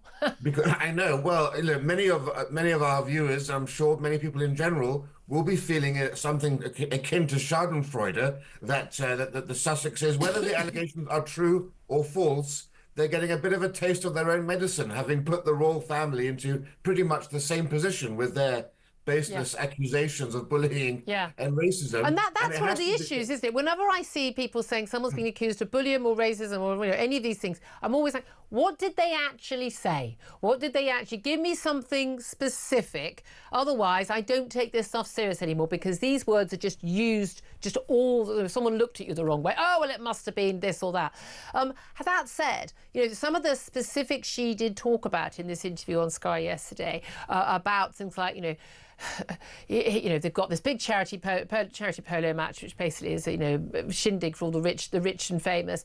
Meghan decides to turn up at the last minute with Serena Williams, the celebrity. All things that, you know, get out of kilter. I'm not sure why that would be a problem for the charity personally, but they're having to move the venue because fundamentally the people that were originally doing it wouldn't do it on anything other than commercial terms. If Harry brought along his Netflix film crew, but Harry wouldn't refuse to renege on that. So there is an element where you think, well, was he putting his Netflix career and his income from Netflix above the needs of the charity, or did he think it would help? There does seem to have been a big sort of clash of, I suppose, you know, what the charity was for. That's right. I mean, essentially, there's that. There's the fact that, of course, attending board meetings, he would suddenly put forward things that weren't on the agenda. He parachuted in a new board member, which his proxy and another person voted for without consulting the board, and it was taken as a fait accompli. You have all that sort of stuff. Also, the allegations essentially that Prince Harry has wanted her out for months, and essentially was turning sponsors against her in order to undermine her attempts at fundraising. Therefore, of course, if she can't raise the money, more impetus for her to leave. It has to be said, you know, this is not a person that would normally you'd expect to be a thin-skinned snowflake, right? She's a very serious woman. She's a doctor, was a high-flying corporate lawyer working for Morgan Stanley, you know, in a very senior role, biotech entrepreneur, also a very senior role for Meta, which owns Facebook and Instagram. Well, he may have picked on the wrong person then, because she wasn't going to take it from him. But there was a lot of talk about how the way the charity was run was kind of, you know, that may have been fine when you were a royal in 2006, but it doesn't really fly now. These things to be done properly. And he's just doing it on the, well, it's my mate and I'm the royal and I get to do what I want and no one says no to me, is my guess. This is the crux of the issue, I think. I think this is the old guard versus the new guard. What we're talking about is Prince Harry's resigned. It must be said, Prince Caesar of Lesotho, who founded it with him, he's resigned, and the Board of Trustees. But they're very much the old boys network. The Board of Trustees is very much Prince Harry's set. And contrast that with those who haven't resigned. The executive committee who actually runs Sentebale and the 500 employees. And you've got this high-flying woman coming in who does things on an international global scale, is not tied to all the traditions of the the monarchy. And she wants to take it into a new direction, expanding it beyond Lesotho and Botswana, saying, look, HIV and AIDS are no longer death sentences. There are other issues we can also focus on. And I think very much it was that dynamism coming in, shaking things up, that has caused this schism. That said, reading some of the things that she said, one of the things that she was very keen on was, you know, as you say, tackling other issues rather than just climate change things, but I mean, rather than HIV and AIDS and children, but the impact of climate change and various other and equality and wealth and equality. She was kind of going down a very woke, and she was talking about Black Lives Matters, a very woke path, which an awful lot of charities do, because of course, it's climate change, you can get more money for that, you get more money if it's Black Lives Matters linked and things like that. She was going down a very woke path, which I would argue would take away from the work they're doing to actually help actual children actually living with HIV and AIDS. But I would also say that I'm surprised that this doesn't go right in, you know, squarely at the centre of what the Sussexes are all about. Yes. You know, health, wealth, and climate change. These are all issues close to them. And what I found most interesting, of course, is that she has accused, and this is a bit difficult to believe, the Sussexes of harassment, bullying, misogyny, and misogynoir. Now, misogynoir was a new term to me, and it means misogyny against black women. Now, that's precisely the sort of term you would have expected Meghan to have come up with in her own I bet she's gutted she didn't have that for the Oprah interview. Absolutely gutted. I have to say, misogyny, I mean, my worry was going to be some rather strange sort of sexual predilection, because these things often are. Who do you think is going to win this one in the end?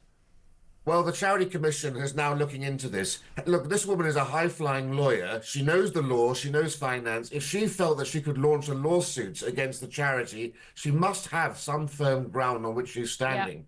So the jury remains open on this. Absolutely fascinating. Really good to talk to you, Rafe Hadel-Mancu, royal commentator. Just to bring the breaking news regarding Marine Le Pen, leader of the National Rally, the right-wing party, biggest party in the last parliamentary elections in France, set to be running in the next presidential election in 2027. Well, she has been found guilty a couple of hours ago in a French court of embezzlement when she was of MEP funds in the European Parliament. We now have had the full sentence handed down. She has been sentenced to a 4-year jail term and barred from running for public office at any level for 5 years. That means she would be barred from running for the next presidential election in France. This is going to be huge upheaval in French politics. Is this a bit more Trump-style lawfare going on in French politics? We'll talk about that up next. Love to hear your calls on this. 0344 499 1000. Your thoughts on all the stories we've talked about today, including, of course, Keir Starmer's International Border Security Summit to smash the smuggling gangs, which never seems to smash the smuggling gangs. Do you think it'll work this time, though? 0344 499 1000 is the number to call. This is Talk.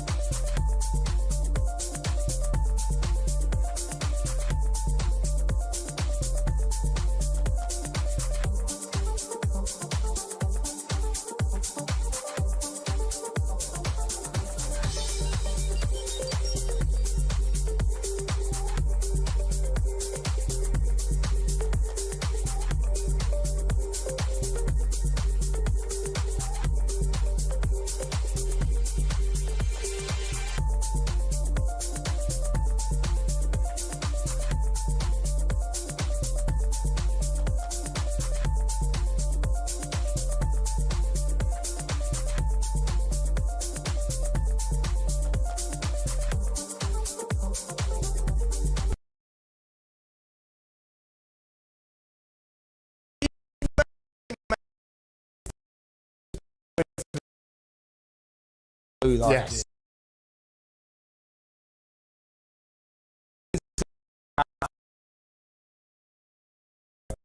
You know,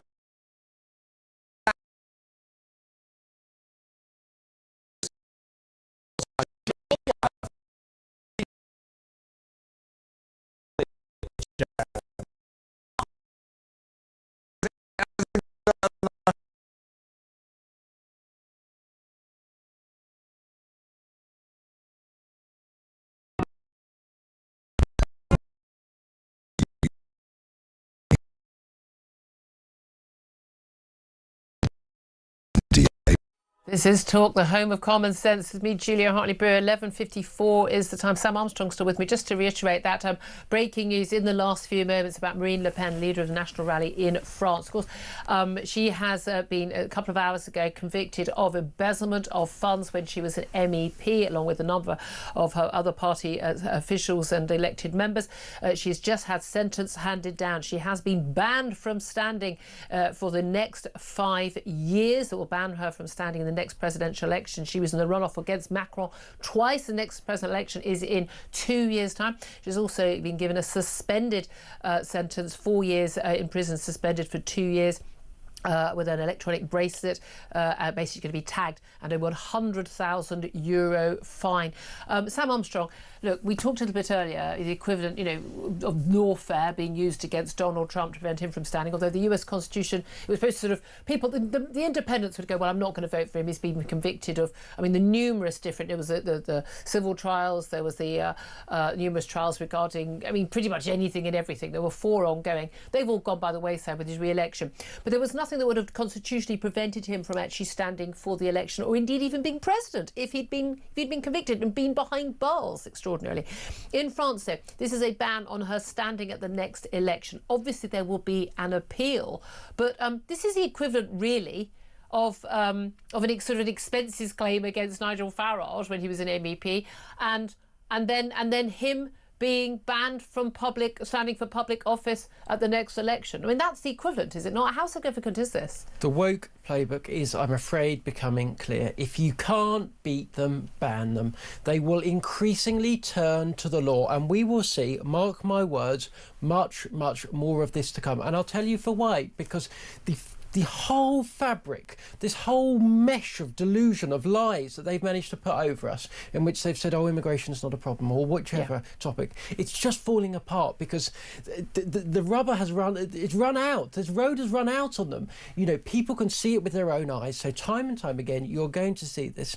I regret that I've reached a point where a French court verdict has come in, and actually, having not seen the evidence, I find myself thinking very clearly, this has probably been done to stop her running for president. That shows just how sad, how Europe has There is absolute widespread corruption in the European Union of all the funds they hand out, the MEPs' expenses. This involves some €3 million, £2.5 million of European Parliament funds, which was, and again, we're not talking about them pocketing it themselves, but basically diverting funds from the European Parliament funds to pay French-based staff, so French political staff. This is between 2004 and 2016, handed guilty verdicts to 8 other and current former members of Le Pen's party who, like her, had served as MEPs.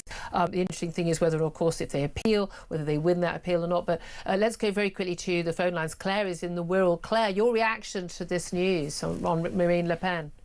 Hi, Julia. Hi. Good to talk. Good to talk to you. I'm absolutely up in arms, and I agree totally with what Sam said. It's a stitch-up. Yeah. And, it's a left-wing thing that's gone on. I know, I listen to you a lot. I know that you feel that Trump, that it wasn't a stitch-up with Trump. I think the timing of it was. No, they didn't charge him with these things, in the first couple of years. Only when he said he was running again that they charged him. Exactly. So it was politically motivated. Yeah, by the left.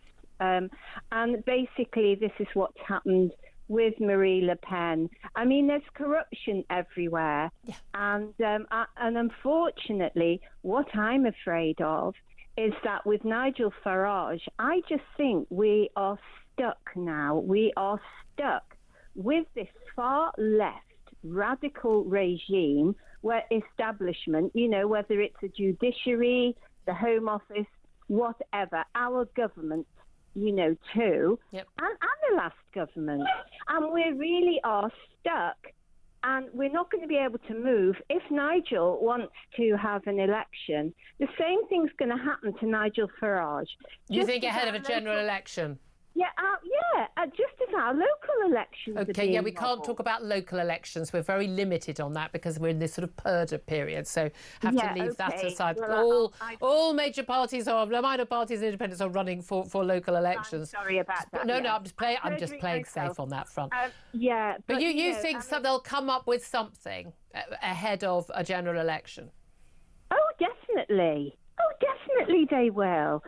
They'll put something onto him, and we're just not going to move on, Julia. Yeah. There is another figure. Certainly in France, there is this Jordan Bardella figure who's leading the French national rally in the Parliament, in the French Parliament. Very popular figure, and again, child of immigrant parents himself.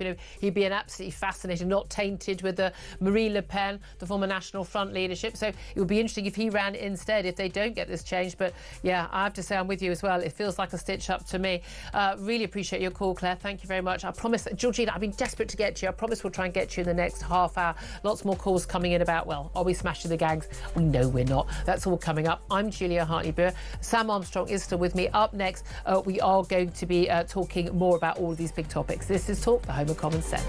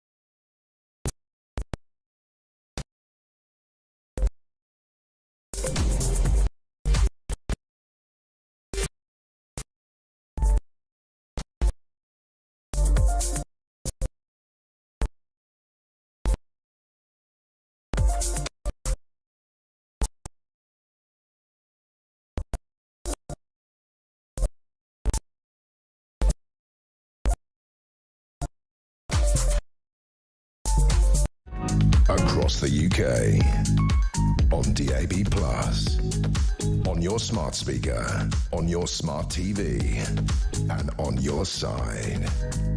This is Talk.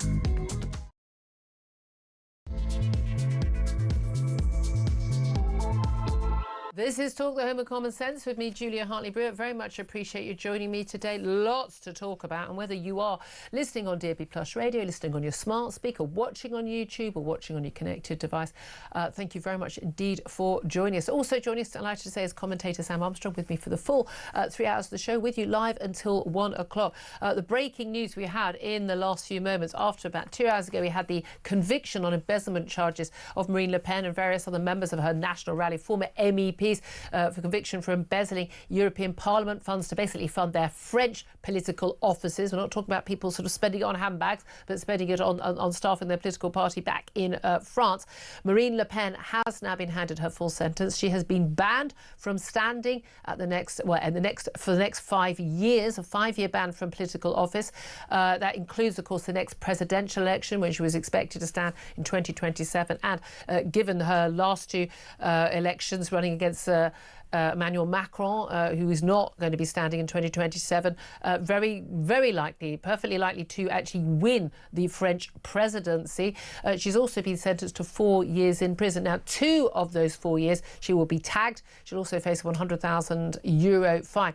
She may well, we're not quite sure yet whether she'll spend any of that time actually behind bars. But we're talking about the leader of the biggest political party at the last national parliamentary elections in France being banned from standing for public office, for the presidency crucially, but also being sentenced to prison. An extraordinary, extraordinary case. Is this a stitch-up? Is this lawfare, as we saw against Donald Trump by Democrat-led, not just attorneys general, but also, of course, local law officials, it's very much a politicised justice system in America. Is this something, as some might think, that could happen to Nigel Farage? Facing some sort of Trump-style charges against him of some sort, and then facing bar from office ahead of the next election? Love to hear your thoughts on all of this. 0344 499 1000 is the number to call. You can text us the word talk, then your message to 87222. Get in touch on X at talkTV. Don't forget the calls are charged at the national rate. Text costs £1, standard network rate message. What will the reaction be from supporters, many of them much younger supporters and other political parties in France to that? Of course, one of the big issues that has meant that Marine Le Pen's National Rally Party has done so well in recent years is the problem of not just legal migration on a mass scale to France and many other countries in Europe, but also illegal migration. And of course, we bear the brunt of a lot of that as well when they head over the channel. Well, Keir Starmer this morning has been hosting representatives of more than 40 countries in London for a border security summit. He's pledged to lead a global crackdown on illegal immigration, urging nations to unite behind a new approach, he says, to, that old word again, smash the smuggling gangs, greater intelligence sharing. Of course, this all comes as we've seen record levels of channel migrants through the first 3 months of this year. We have actually seen more migrants coming over on channel boats than we saw in the 3 months last year, the year before that. So how's that smash of the gangs going? Love to hear your thoughts on whether his global crackdown is what will work. I don't think it will. Plus two-tier justice. Ethnic minority criminal suspects are being given priority for bail by judges. This under new tier justice guidelines drawn up by the Ministry of Justice, the elected representatives of this country. This comes, though, as the Justice Secretary, Shabana Mahmood, plans to change the law to override two-tier justice guidelines drawn up by the independent Quango, the Sentencing Council. Those are due to come into force tomorrow, and they would see lower sentences for ethnic and religious minorities and people claiming to be trans. Yeah, we really do have two-tier justice in this country. Also, from Tuesday, families are going to have to tighten their belts as they're hit by a whole raft of hikes in household bills. Energy bills, water bills, council tax, telecom bills are all rising in April. And it's been revealed that a toddler, 3 or 4-year-old toddler, was kicked out of nursery after being accused of, guess what, transphobia. The child was suspended for abuse against sexual orientation and gender identity. I imagine the child just simply said that a man and a woman were different, which I think would be a fair thing for a child to say. Anyway, I'd love to hear your thoughts on all of that. Do get in touch on anything we're talking about. 0344 499 1000. Sam Armstrong, I mean, just coming back to Marine Le Pen, banned from standing at the next election. The implications of what happened with Trump, the implications of what happened in France, implications for what happens here. We know that the mainstream parties are very, very, very keen to not cede any power, not cede in the polls to some of the parties coming up on the right. Now, calling everybody far right and bigoted hasn't worked so far. It didn't work with the National Rally in France. It hasn't worked with the AFD in Germany, even though the other mainstream parties, the equivalent of the Tories and Labour, SPD and the CDU, have refused to work with the AFD, who came a very close second to the CDU. We've seen what happened with Giorgia Meloni in Italy. We just had a tweet, by the way, from Viktor Orban of Hungary saying, "Je suis Marine," solidarity there. But as much as the mainstream parties are desperate for these right-wing parties to go away, their support is growing day by day, is it not? And it is for the basic fundamental reason, which is that working people, and it is particularly working people, increasingly young people, are seeing the consequences of the decades of cosy consensus over the policies that govern us that are doing our countries down. They are seeing the cost of net zero. They are seeing the cost of gender madness. They are seeing the cost of mass migration. They are seeing the cost of the kind of economic structures that we've had for the last 20, 30 years. And they are turning to those that are offering, as they see them, real solutions. And what is the left's response to this?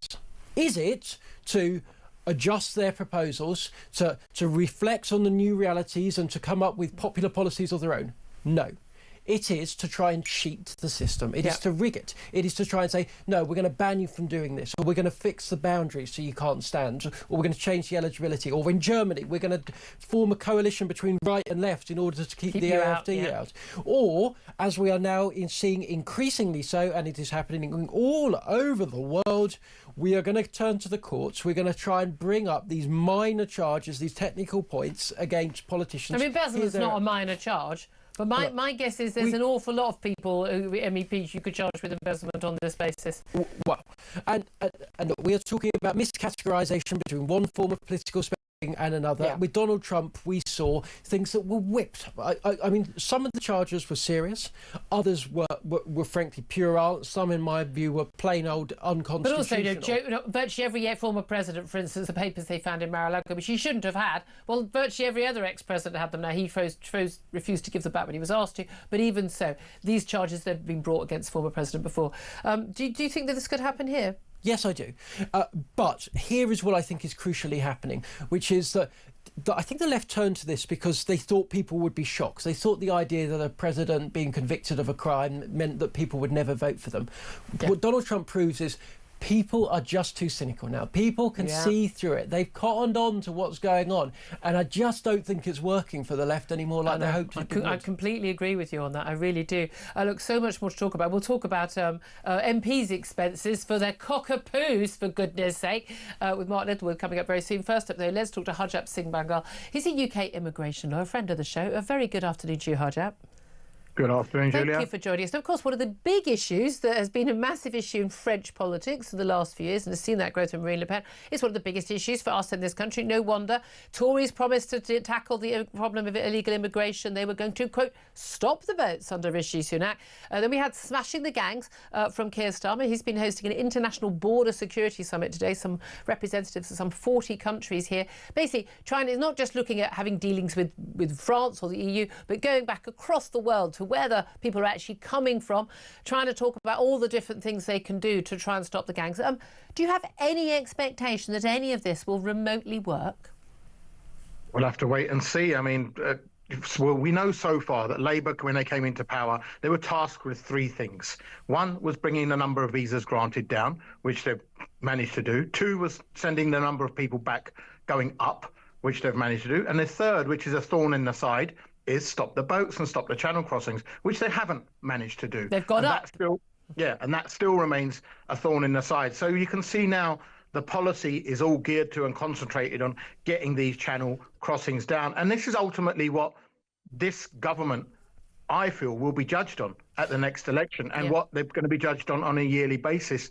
Immigration, it isn't just a countrywide issue, Julia, and you alluded to this. It's a worldwide issue, from America to Canada, to Asia, to Europe, and now. But what we're seeing now is, with the rise of nationalist parties and parties who are anti-immigration, there's a threat to parties in power and governments, and they need to get that vote back. And they realise, we're not going to be able to get it back without cutting immigration down. No, indeed. But again, we talk about anti-immigration. I mean, again, in this case, we're talking about pro-borders, pro-law. I mean, at the end of the day, you're not allowed to just go and live in any other country you darn well feel like it. And we know that there are things that do work, crucially, the pull factors. We know that they were able to deal with, Tony Abbott, when he was Prime Minister of Australia, was able to deal with the issues in Australia by stopping the boats, never landing in Australia. You were processed on an island off the coast of Australia, and then you were sent back. The boats virtually stopped within like a month, and they'd seen people dying and got on a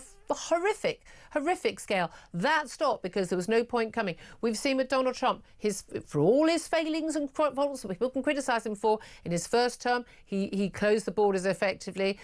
We've seen a massive, huge number, some 10 million people are thought to have arrived in the United States in the last 4 years under the Biden administration. Come on in, the water's lovely, just come on in, it's fine. And then immediately when Donald Trump gets in executive order, that flow has massively fallen. If countries take this seriously, if they make it harder to get in and make it impossible to stay, people don't come. We could do that here. Well, the fact is, what needs to happen is we need a system to administer all of this. And our Home Office is broken. Our machinery is broken. None of this is going to be possible until you fix the machinery. And when you say fix it, do you mean literally sacking everybody at the Home Office and then starting again? I think we need to start from scratch. I really do. I think what we're trying to do is paper over all of these walls and paint them over. And we've done this for the past 20 years and it hasn't worked. So doing it again just, is stupidity in my view, and is futile. What we need to do is work out a new system. So the removals need to be faster, which is sort of happening now. 23,000, 25,000 removed in about 7-8 months. That's good figures. The Tories never really achieved that. No, it's better than the Tories were doing, but it doesn't touch the sides of the number of particularly young men here.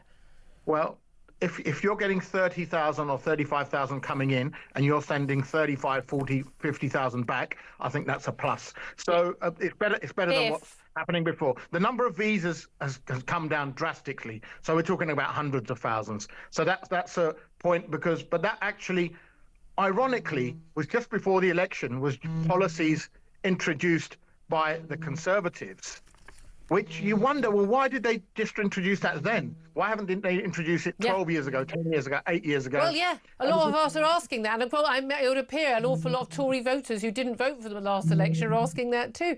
But here's the thing.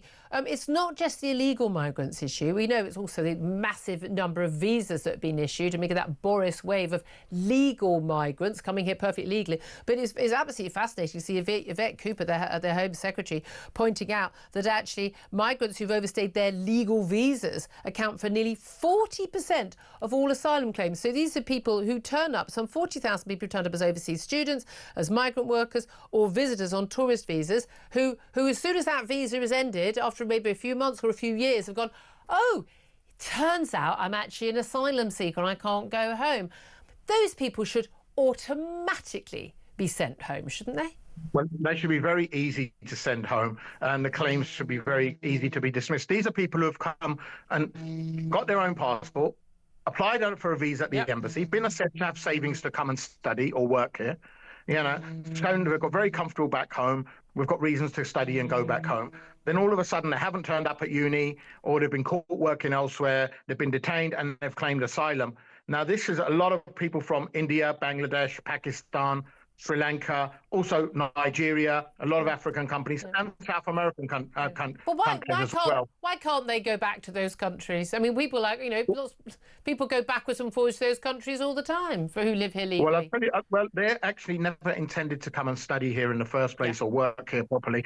So what happens is they use the fact, and once again it comes down to the machinery, Julia, they use the fact that it takes a year to decide an asylum claim, which can be decided in a day. And during that year, while a case is being processed, they can stay in hotels and they can also work. The key is, Julia, that they can work. Yeah, and then another year for the appeal, and we know how long. And then if you don't like chicken nuggets where you come from, then of course, or your kid might miss you. Then of course, what a surprise, you get to stay. Harjap Singh Bagal is a UK immigration lawyer. So appreciate you joining us. Thank you very much indeed for that. Sorry for the buzzing. I think I had a phone on. I don't understand phones. Silent or ring, one of the two. I don't understand the buzzy noise. But there we are. Harjap, next time, turn it off. Sam Armstrong, look. I don't know how many more times I can have a conversation on my show about this. This is kind of getting to the point, or listen to another statement from Keir Starmer or Yvette Cooper. Fundamental issue we've got with Labour is, I think, unlike a lot of the Tories who, the Robert Jenricks and others who talk a good game on this, is that I don't think they really think there's a problem with illegal migration. I don't think they really think there's a problem with mass legal migration. The British public absolutely think those two are both a problem. I think the Tories came round to the idea that illegal migration really was going to be an issue. Oh, look, you're out of office. That's probably why. But the legal migration, they've been fully on board. And this is where you get into the Marine Le Pens, the Giorgia Meloni's, the AFD leader, the Nigel Farage here, and I think Nigel Farage is far more to the centre ground than those party leaders, but simply pointing out that this is not something with which the British public are willing to put up anymore. And it's not because we're uniquely horrible and xenophobic and bigoted. No Western nation, whether it's Sweden or Denmark or Germany or Italy or America or, in fact, a lot of people in Canada now as well, they do not think that mass arrivals of people, particularly people from completely alien cultures who don't share our values, they don't think it's a good idea, and they're quite right about that. Yeah, and it's not that just people have just got to the end of the tether, it's also that the numbers of people we are talking about coming into this country has exploded. We are talking about 1 million people arriving on our shores every single year. This country only has a population of 70 million people. Not anymore! If 1 million of whom have only come into your country in the last year, year. 1 in 70 people have turned up in the last year. You are not a country.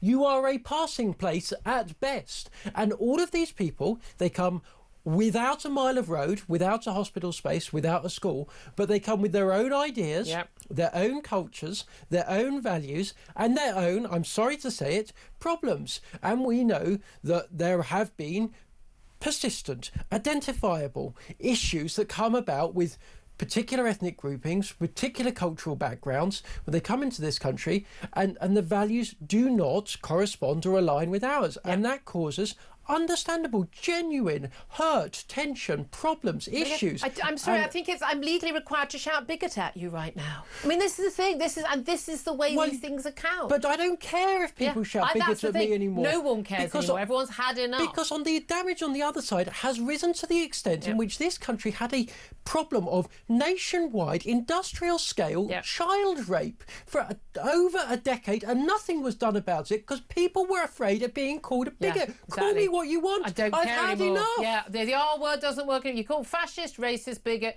No one cares anymore. They reach it's almost a badge of honour, which is a terrible thing because those three things are terrible things. But when you throw those words out at people meaninglessly, that's what you do with those words. I'd love to hear your thoughts on all of this. 0344 499 1000 is the number to call. Going to take a quick break. Up next, going to be talking to Mark Littlewood. He's Director of Popular Conservatism. Get his thoughts on what's happening in French politics with Marine Le Pen being barred from public office for the next 5 years, but also going to be talking to him about MPs' expenses after a Labour MP. She's actually the government. She's a Labour whip. Was able to claim 900 quid of your or my money for rent surcharge for her pet cockapoo. That seems reasonable, doesn't it, when the rest of us are trying to tighten our belts? This is Talk, the home of common sense.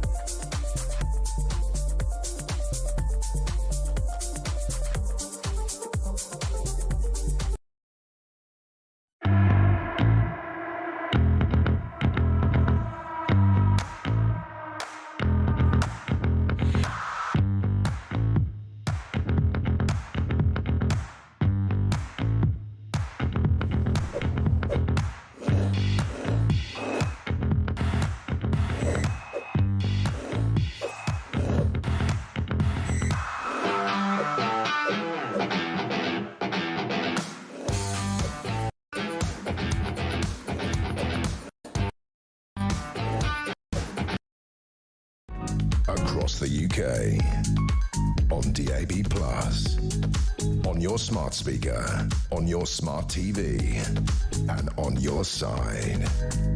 This is Talk. This is Talk the Home of Common Sense with me, Julia Hartley-Brewer. Sam Armstrong still with us. Joining us now, I'd like to say, the Director of Popular Conservatism. That's Mark Littlewood. A very good afternoon to you, Mark.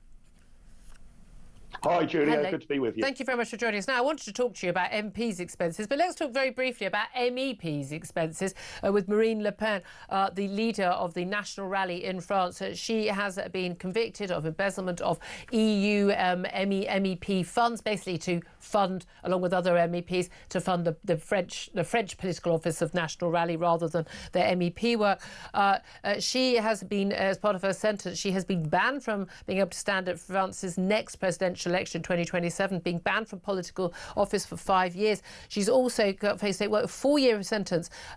2 years prison sentence going to be suspended, we now understand, while the other 2 will be spent with electronic tag rather than in custody. So not actually facing time behind bars.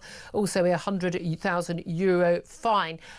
What do you make of the charges against her, the sentence regarding her standing in public office? We've seen, of course, what happened with lawfare, many viewed as with Donald Trump. Do you think the same could happen here with a figure like, say, Nigel Farage? Yeah, Julia, I think this is very worrying. I can't really speak to the precise detail of whether she misused funds. Obviously, I haven't had time to read the court judgment in full. I get the gist of it, but whether she's due a fine or a suspended sentence or in custody at home, I guess I'd leave that to the court. What I'm worried about is when courts can prohibit you from running for public office. Yeah. That should be a decision entirely for the electorate. Now, I guess if you're successfully charged with embezzlement, a good chunk of the electorate might not look favourably upon your candidature. Yeah. So it's likely to hit you politically and electorally. But I think this should be a judgment for the French people, not for the French court. Well, indeed. As far as eligibility is concerned. But it's like MPs who are convicted of a certain level of crime in a certain sentence. I think there's a year behind bars, potentially.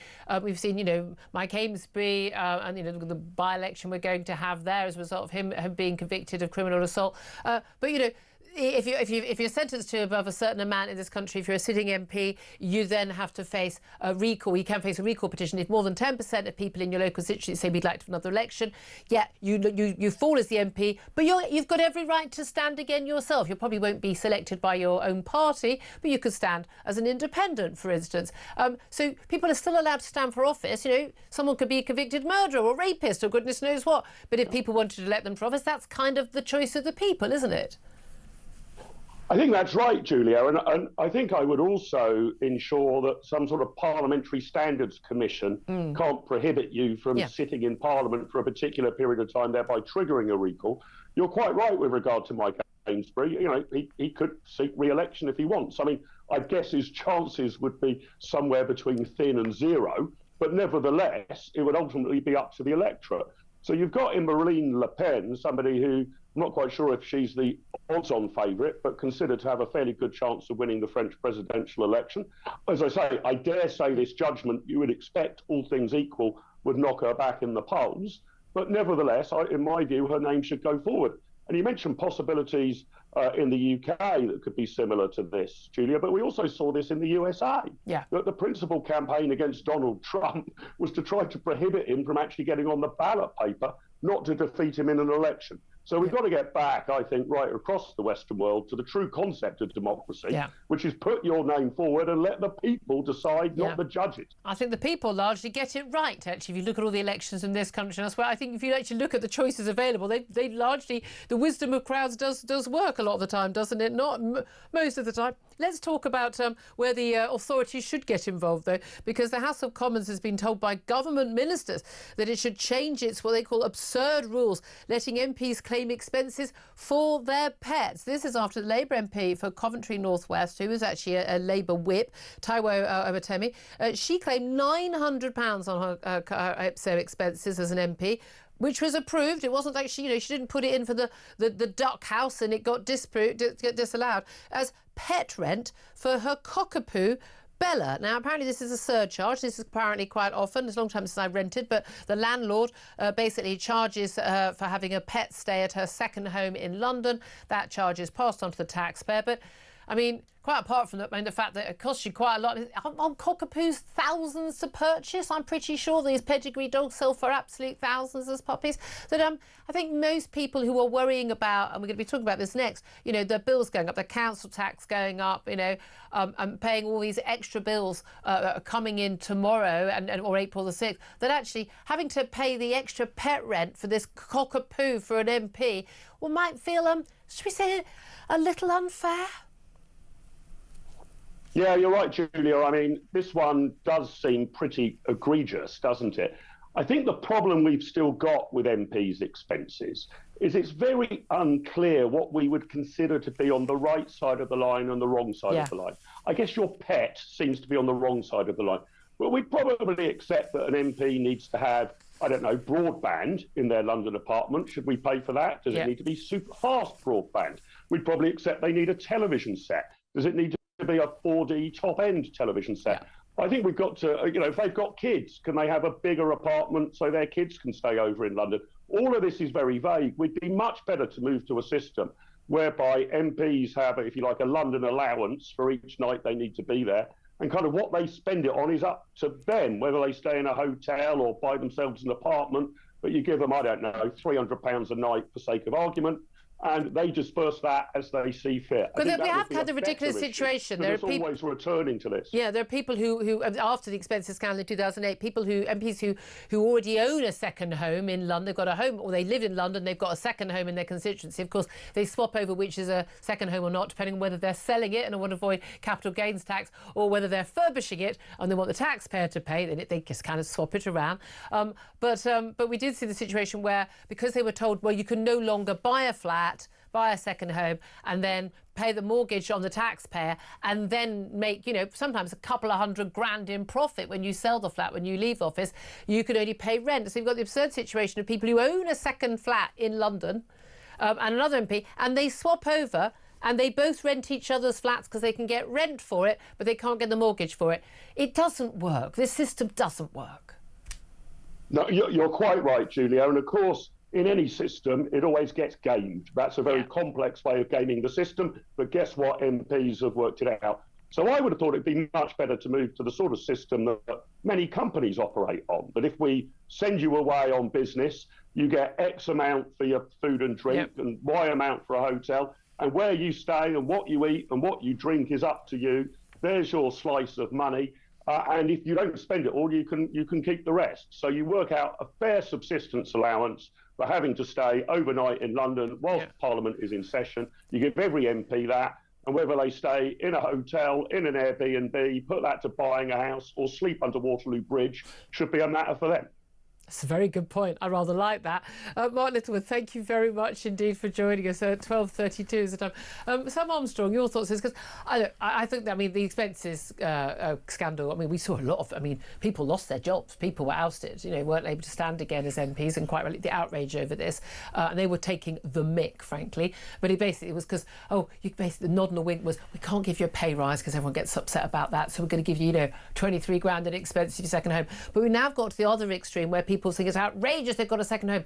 They have to live in two different places. That's part of the job. If you want people to run to be an MP, unless you only want only rich people to run to be MPs, so they have to be an ex-banker, then I'm afraid you're going to need to provide accommodation. I think it's reasonable. We don't expect our officials, our elected officials, to be living in a bit Airbnb and be somewhere different every week. I've got no issue with them having a second home. I just think we need to get this onto a sensible footing about what they can and cannot purchase. I like the fact, though, that now, since 2010 or so, they've actually had to provide a receipt like the rest of us. Yeah, and I do think there is an issue, which is, though, that the system is guarding MPs, protecting MPs from the same pressures that all of us are facing, right?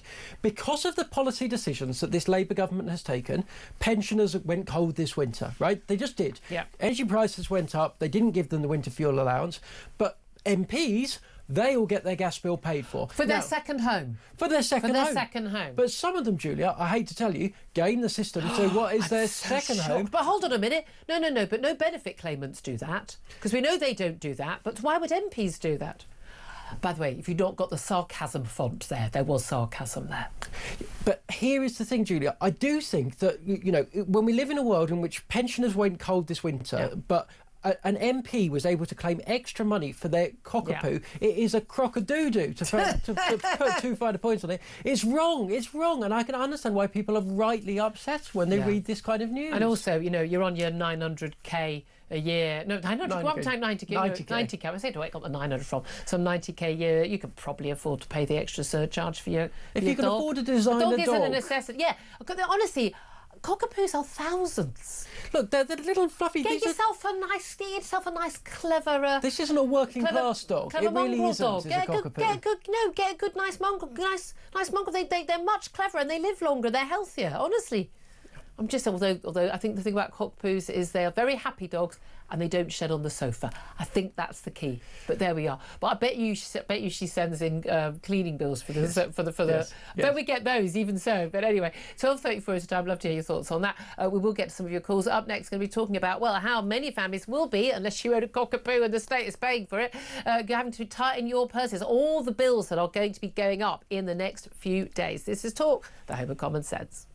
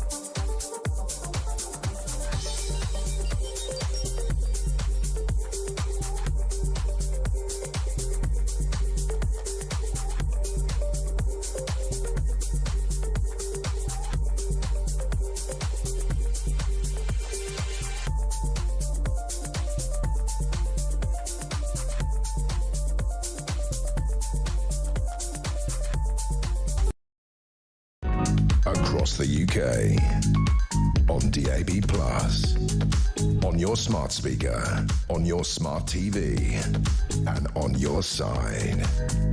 This is Talk. Very good afternoon to you. This is Talk, the home of common sense. Promised to get some of your calls coming in, not just about Marine Le Pen, but also, of course, this migrant summit, smash the gangs like we've been doing for the last few years so successfully when it comes to channel migrants. Right now, though, let's talk about, the stuff that is really going to be hitting us in our pockets coming up as of April the 1st tomorrow. Ain't going to be April Fool's Day. It's going to be April Tax Day. Your water bill is going to likely to go up by an average of 26%, so up by a quarter. Your energy bill up by 6.4%, but given the energy bill is already so high, you're looking at $1,500, $2,000. Mobile and broadband going up by the same, about 6.4%. Council tax up by 5%. TV licence up by 2.9%. Road tax up to about 4% plus. So basically, all your bills are going up, and it all adds up. Let's talk to Warwick Lightfoot. He's an economist and former Conservative special advisor. Very good afternoon to you, Warwick. Afternoon, nice to see you. Thank you for joining us. This is the thing, lovely spring weather, we're all feeling good. Joys of spring, we're going to have lovely lighter evenings after the clocks change. But actually, it's going to be a really dark month for an awful lot of people when it comes to the bills rolling in. Well, that's right. I mean, a lot of bills go up in April, and of course, we all get a bit of a holiday off paying the council tax. So I think if I remember rightly, there's about 2 months when it doesn't get collected. So you have this rather nice feeling at the fag end of the financial year, and you think, oh, I've got a bit more money than I thought, and then you brace yourself. And then it hits, yes. And then it hits. I got my council tax bill ready for April, and it was like, wow, how much? Oh, you're going to collect the bins now, are you? That's good to know. But of course, businesses are also going to see even more bills go up on the 6th of April. So that's, I think, next Sunday. And of course, the problem they're going to be facing, of course, is crucially the changes to national insurance. But that's also going to have an impact on people on PAYE, isn't it? Well, the businesses actually face the national insurance, but many of them also face the minimum wage and the national insurance in combination with the minimum wage. And it's not an accident. This is today's FT, and it's the big thing. Lower paid will take the hit, and raking the whole coals on that. And my own view is, I think this is big potatoes. The worst tax you can levy in terms of so-called deadweight cost is national insurance, payroll and security tax. And the other thing is, I think we're all underestimating the impact on the efficiency of the labour market of the rising minimum wage. Oh, that's very interesting, because here's the thing. If you're on the minimum wage, I know my daughter and her mates, 18, doing their odd jobs on the Saturdays, they're all thrilled about the minimum wage going up. But the reality is that alongside the national insurance hike, we're looking, that's a 26k hike on businesses, particularly, and actually it's happening and affecting and hitting big businesses as well as small businesses as well. But the crucial thing there is that it's not just the rate going up for employers, it's also the threshold starting at 5,000, so much lower. So many more of their lower paid workers are going to get that. So although the minimum wage might go up for people, it might actually be the case that they stick people on minimum wage not rising it, or they let people go, or they hire fewer people, as you say. Or change the hours. But yeah, people at the bottom who are going to be hit the hardest. But you've put your finger on why the minimum wage is not an efficient way of dealing with poverty. Many people are on the minimum wage who are satellites of households that would normally not be scored as living in poverty. And your example there is a very, very neat one of why it's not a good way of tackling poverty.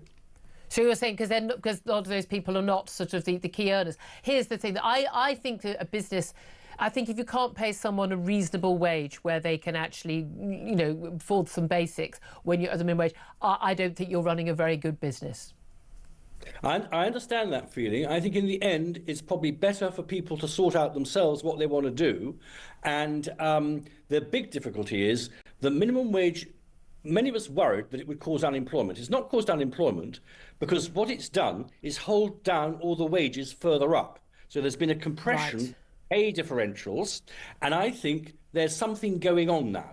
You've got incentives damaged by child benefit taken away at 60%.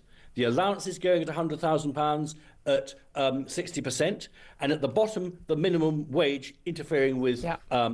And you might not. This may give us a clue as to why we've had such disappointing productivity in the last 10 years. Yeah. Plus, also, we know, and it ties in with the big story we're talking about today with the illegal migration. We've got an awful lot of people in this country undercutting things like the minimum wage because they don't need to be paid it, because they can't go to the authorities if they're not paid it, because they're not here working legally. I'm sure there's that dimension to the labour market, I'm sure. In terms of how much poorer people are going to feel, a lot of people will be saying, I'm only just making it through now. Certainly even because I know a lot of the media are very obsessed with water bills going up by a fortune, or by a quarter on average, much higher for some areas. But again, your water bills are much lower overall than they are your energy bills. And people have seen the energy bills go up and up and up. OK, they're not sort of spiralling up exponentially anymore, but they are still a massive, massive hit on many families at a time when people have probably used up all their savings dealing with the last couple of years. So these things, council tax, things like, for some families, it's just, well, we need to be a bit more careful. OK, we'll stop buying our latte in the morning. But for an awful lot of families, this will be hitting them at breaking point. Oh, absolutely. But, for lower income families that don't, particularly those who are just above any threshold of getting any state assistance, I think that, this is very difficult. Yeah, absolutely. Thank you very much indeed. Really appreciate you joining us on that. Warwick Lightfoot, economist and former Conservative Special Advisor. Interesting, Sam Armstrong, this idea that actually the minimum wage, which is the one good thing for people on low incomes, might actually be creating more of a problem. Yeah, well, it's definitely a huge factor. And increasingly you look at the minimum wage and you think, how much would I earn on the minimum wage compared to what average workers are now earning, and that gap has got very, very small. The trouble is, this country's just got expensive for everyone. Yeah. And tomorrow is just, I actually just think tomorrow is going to be one of the worst days in recent memories. What have you got coming in? You've got higher bills, you've got more taxes, and you've got a new justice system that, if you look like me, means you're going to be going to prison for longer than you do. The fascinating thing is, all those Labour MPs who've been bleating on about cuts to welfare reform, even though we're still talking about more people claiming benefits, just trying to cut the rate of increase, exponential levels of growth, clearly out of kilter with any other Western country. Clearly there are people swinging their head, people who could easily work, who are not working. And at the same time, you just hear so little from those same Labour MPs about the people who are in work, doing the right thing, a lot of them on very low incomes, doing the best they can to make ends meet and pay for themselves and their families, you know, having some self-respect. So obviously, I'm not saying, look, if people need benefits, absolutely we should be there for them, but a lot of people who don't need them, who are getting them. And I just think, you know, it's just complete silence from those Labour MPs on that issue. Let's go to some calls quickly. I want to go to Georgina, who's on the line in London about migration. Georgina, you've been very kindly waiting on the line. Great to talk to you, but talking about, you know, all these issues. But again, it's all tied up, isn't it? The economy and migration. Well, I've totally lost faith in Keir Starmer's weak efforts at stopping the migrant crisis. He's been weighed, measured and been found wanting by the British public. This government has shown incompetence on a biblical scale regarding this problem and have done nothing to remedy it, at the detriment of our country and its inhabitants. Honestly, I wouldn't leave them in charge of a houseplant. We need to stop, with immediate effect, any incentive for these illegal migrants to come to the UK. Other countries have done it, Julia, and these strategies have worked. Well, we need to take off the millstone around our necks called the ECHR. We need to stop sending ridiculous amounts of money to France to stop illegal immigrants coming over to the UK. France are lining their pockets with our money, not watching our backs. Absolutely. France, you know, it's not working. That money can be used to fund our own specialist border defence unit. Yeah, but again, I mean, again, people are going to arrive. We just ship them back straight away. And if if you get into this country, absolutely, you'd be rounded up straight out of the country. Or I'm afraid we're going to have some sort of internment camps or something to move them out and say, well, these are the options. You're not going to be walking the streets. Just not going to happen anymore. We're never going to deal with this if we don't tackle the pull factors instead of just the push factors. Georgina, speaking a lot of sense. Thank you very much indeed. Let's go to Simon, who's on the line. He's called up on 0344 499 1000. Simon, he's in Basingstoke. Simon, you want to talk about the conviction and the sentencing of Marine Le Pen. If people are just tuning in, a National Rally leader set to run against whoever the candidate is against her in the 2027 presidential election. She's been convicted of embezzlement. She's got a suspended 4-year sentence for prison, but also a 5-year ban on standing for public office. Simon, what do you make of that? I think this is an incredibly dangerous thing to do, and I think you when you were talking earlier about the incoming rises, this is all part of the same picture. Yeah. We saw this happen before in the Middle East. Prior to the Arab Spring, you had over a decade of economic stagnation, corruption, elites ignoring their people. And what did you see? You didn't see there was no organised revolution. What you saw is just immense public protests, which eventually overturned governments, like in Egypt, and led to a civil war in Syria. And I think we are coming close to the point where we will see the same in Europe. Yeah, I don't think again people trying to change people trying to change the system with voting for Brexit in 2016, voting to get Brexit done in 2019. People using in Britain, using their vote, not pitchforks on the street. Same in France, again, using their vote, going down the democratic route, and the AfD, the Marine Le Pen, being blocked at every turn, no matter what they do. When they've given up on the authorities, go, well, let's try lawfare. Again, I'm with you. I don't think this ends well. It doesn't end well, and there's another example of this: the Polish People's Party, which was removed from power, and now Donald Tusk is the Prime Minister. You had a an electoral alliance of the equivalent of the Socialist Worker Party in the UK to the Conservatives, all to remove him from power. You literally had all the other parties against his party, their party. Absolutely. If you stop democracy from working, then eventually voters will decide that if democracy's not working, something else has to be tried. Absolutely. And I think we're very close. We're close to that in the UK, and I'd say France is even worse. I couldn't agree with you more. I think they do not realise they are absolutely playing with fire here. Simon and Basildon, thank you so much. 12:48 is the time. I'm going to take a quick break. Then we're going to be talking about, and you'd think I was joking. You'd think it was April the 1st, which is tomorrow. But no, it's a serious story. A toddler was thrown out of nursery for being transphobic. Deep sighs, everyone. That's up next. This is Talk.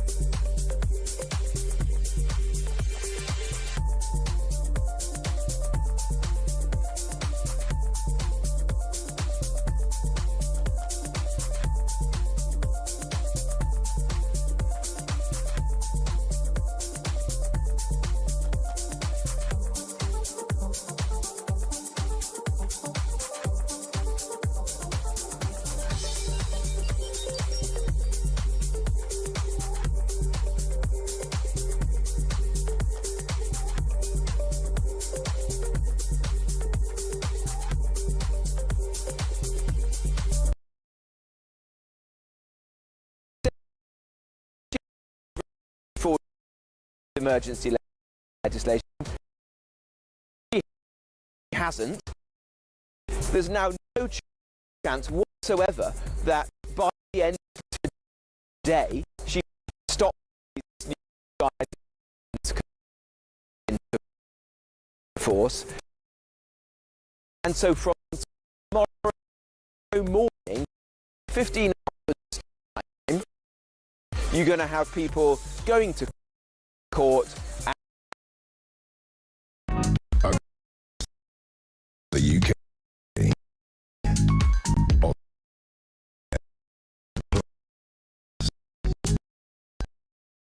On your smart speaker.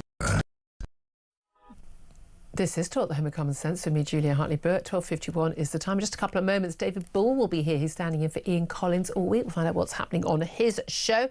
Right now, let's talk about a story which I really should be on tomorrow because it's April the 1st. April Fool's Day tomorrow, you know, when all our bills go up, and we're supposed to all find that funny. But this story is so laughable, so ridiculous. It should be April the 1st, except, of course, I don't think these stories shock us anymore. A toddler, aged either 3 or 4, was suspended and kicked out of nursery after being accused, wait for it, of transphobia. This is absolutely extraordinary. This is data from the Department for Education showing that the child was suspended for abuse against sexual orientation and gender identity. This took place sometime in the 2022-2023 academic year at a state school, and statistics indicate that 94 pupils at similar primary institutions were suspended or permanently excluded for transphobia or homophobia in the same year. It includes 10 pupils from year 1, so you talk about 5-6-year-olds, 3 from year 2, and 1 child of nursery age. Let's talk about this with Joe Bartosz, who's an assistant editor at The Critic. Joe, thank you for joining us, but oh my God, what is going on? I mean, we don't know what this child said or did, but let's face it, given the madness of this trans ideology in many of our places of supposedly of learning, simply saying no that's a man and that's a woman, and refusing to play along with someone claiming to be a woman who clearly is a man, that would count as transphobic now, wouldn't it? Yeah, of course it would. I mean, in a way, I sort of love stories like this because they really show the madness of transgenderism for what it is. Yeah. And I mean, there's a reason that in the story of The Emperor's New Clothes, it's a child who points and says, no, that's, the Emperor's in fact naked. And I think it's exactly the same thing that we can see happening here. The brilliant thing about kids is they will sometimes tell the unvarnished truth. And yeah, it is very likely this was just a kid who said, that's a man or that's a woman, and somebody got offended. Yeah, and no doubt they were given one of these books which are now completely the norm in primary schools and nursery schools, where they are pushed this idea of 84 different genders and non-binary this, and men can become women become men, and pregnant dads and the like, all this stuff, all utter lunacy, all political ideology, and vast majority of people don't agree with it, and everyone's a bit too afraid to say anything, and parents who do speak out end up getting accused of God knows what bigotry and goodness knows what. But when it's schools as well. But again, we're talking about transphobic abuse. I mean, disagreeing with someone. We know, grown adults are losing their jobs in academia, in public sector, private sector, being forced out for saying, no, you're a man, not a woman, you can't come into my changing room, or refusing to accept the political ideology of trans. I mean, it's certainly something I'd be willing to lose my job for. I refuse to be made to pretend to lie, or to pretend to believe something I don't believe. But it is extraordinary that they're imposing this on children. But do you think that most adults, most parents, are gloriously, happily unaware of what children are being taught in school, in primary school, and even in nursery? Because this stuff has taken hold of educational institutes right from the very, very bottom. Yeah, I don't think most parents do have a clue, and I would really urge anyone to check out their school's curriculum, to have a look at the books that are in the library. It is really concerning. There are a lot of activists out there who are sort of pushing this very aggressively. And what's particularly concerning is it's so destabilising. The idea, telling a child who's just trying to make sense of the world, who's understanding categories, who's learning about sort of, basic biology at that sort of age. Yeah. So to destabilise them by making them lie is really troubling. Yeah. And it sort of opens them up, I think, to abuse, really, because how can they express themselves or talk clearly or think things through if they're shut down? Yeah, indeed. And again, we use the phrase sort of, Orwellian is like 1984, an awful lot, but this really is, because this is what Winston Smith was forced to do. You had to pretend, that truth was lies, war is peace, that thing that happened in the past that you knew only an hour ago had never happened. And this is what it did actually, and this was all based on George Orwell and what was happening in the Soviet Union, where people had to genuinely pretend that things weren't as they actually were. And this is incredibly sinister, and it's soul destroying and psychologically breaking for adults. But for children, this is, let's call it what it is. This is child abuse. Yeah, it is, and it's dystopian. I often think we're sort of living in a world that's half 1984 and half Brave New World in terms of the way things are going. It's destabilising, it's abusive, and I think the sooner we get this ideology out of schools, the better. Absolutely to that. Assistant Editor at the Cricket, Joe Bartosh, thank you very much indeed for that. Sam Armstrong, you've done loads of work with the Free Speech Union over the years, and I'm a member, you're a member. This stuff is madness, but this will be a case of a child being actually, officially reprimanded. But we know this is already happening with parents being sort of given a wagging finger, a little note back. But I think, again, most people are totally unaware, or they think it's terribly innocent when their children are being taught this stuff at school. It's not innocent. It's incredibly, incredibly sinister. And the parents who are aware of it, they're the lucky ones, because most of them aren't. He's a sinister activist attempting to force a world view upon everyone. Yep. And dissent will not be tolerated. If you're an adult, it will be the police coming round. But they have reached the point now where they're not even prepared to let a four-year-old dissent from their hideous, heinous, dangerous worldview that they're in. It is dangerous. But again, we allowed it, didn't we, quite happily, apparently, most parents did. When it comes to climate change, our children have been, absolutely indoctrinated on that. They're indoctrinated about, critical race theory, transgender. Again, parents need to get involved. Mm-hmm. And, of course, then you find the police will turn up on your door if you're unhappy about what's going on. Yeah, look, these people will stop at absolutely nothing. And this is why I just don't think it's enough to kind of meekly say, oh, we need neutrality in schools. I think we actively have to fight back about all of this. Otherwise, it's just they're going to keep doing it. I have my criticisms of Donald Trump, but on this one, he is absolutely A1 right. Sam Armstrong, thank you very much. We're delighted to say David Bull is in the studio, in for Ian Collins for the afternoon. Yes, lovely to see you. I haven't seen you for ages, actually. If we do see each other in the studio, we're in the opposite ends of the day. Yes, indeed. Passing ships in the night. Yeah, what are you going to be talking about? So it kind of follows on from that, which is what direction is this country taking? It seems to me that this country is in freefall, that no one seems to be doing anything. We are being governed by a woke government, and there is no sort of strong opposition at all. No. So immigration, obviously, it's very important to our viewers and listeners. Keir Starmer got this talking shop of 40 countries. Of course, it is a talking shop, isn't it? Another one. Another one. Another we're pretending to do something. And we're going to smash the games. Yeah. Well, you're not doing very well, are you? If you've got 6,000... He should set up a new Quango. I think that would dissolve. Yes, because that solved everything else, and doesn't it? What do you make about Marine Le Pen being barred from standing for French presidential office?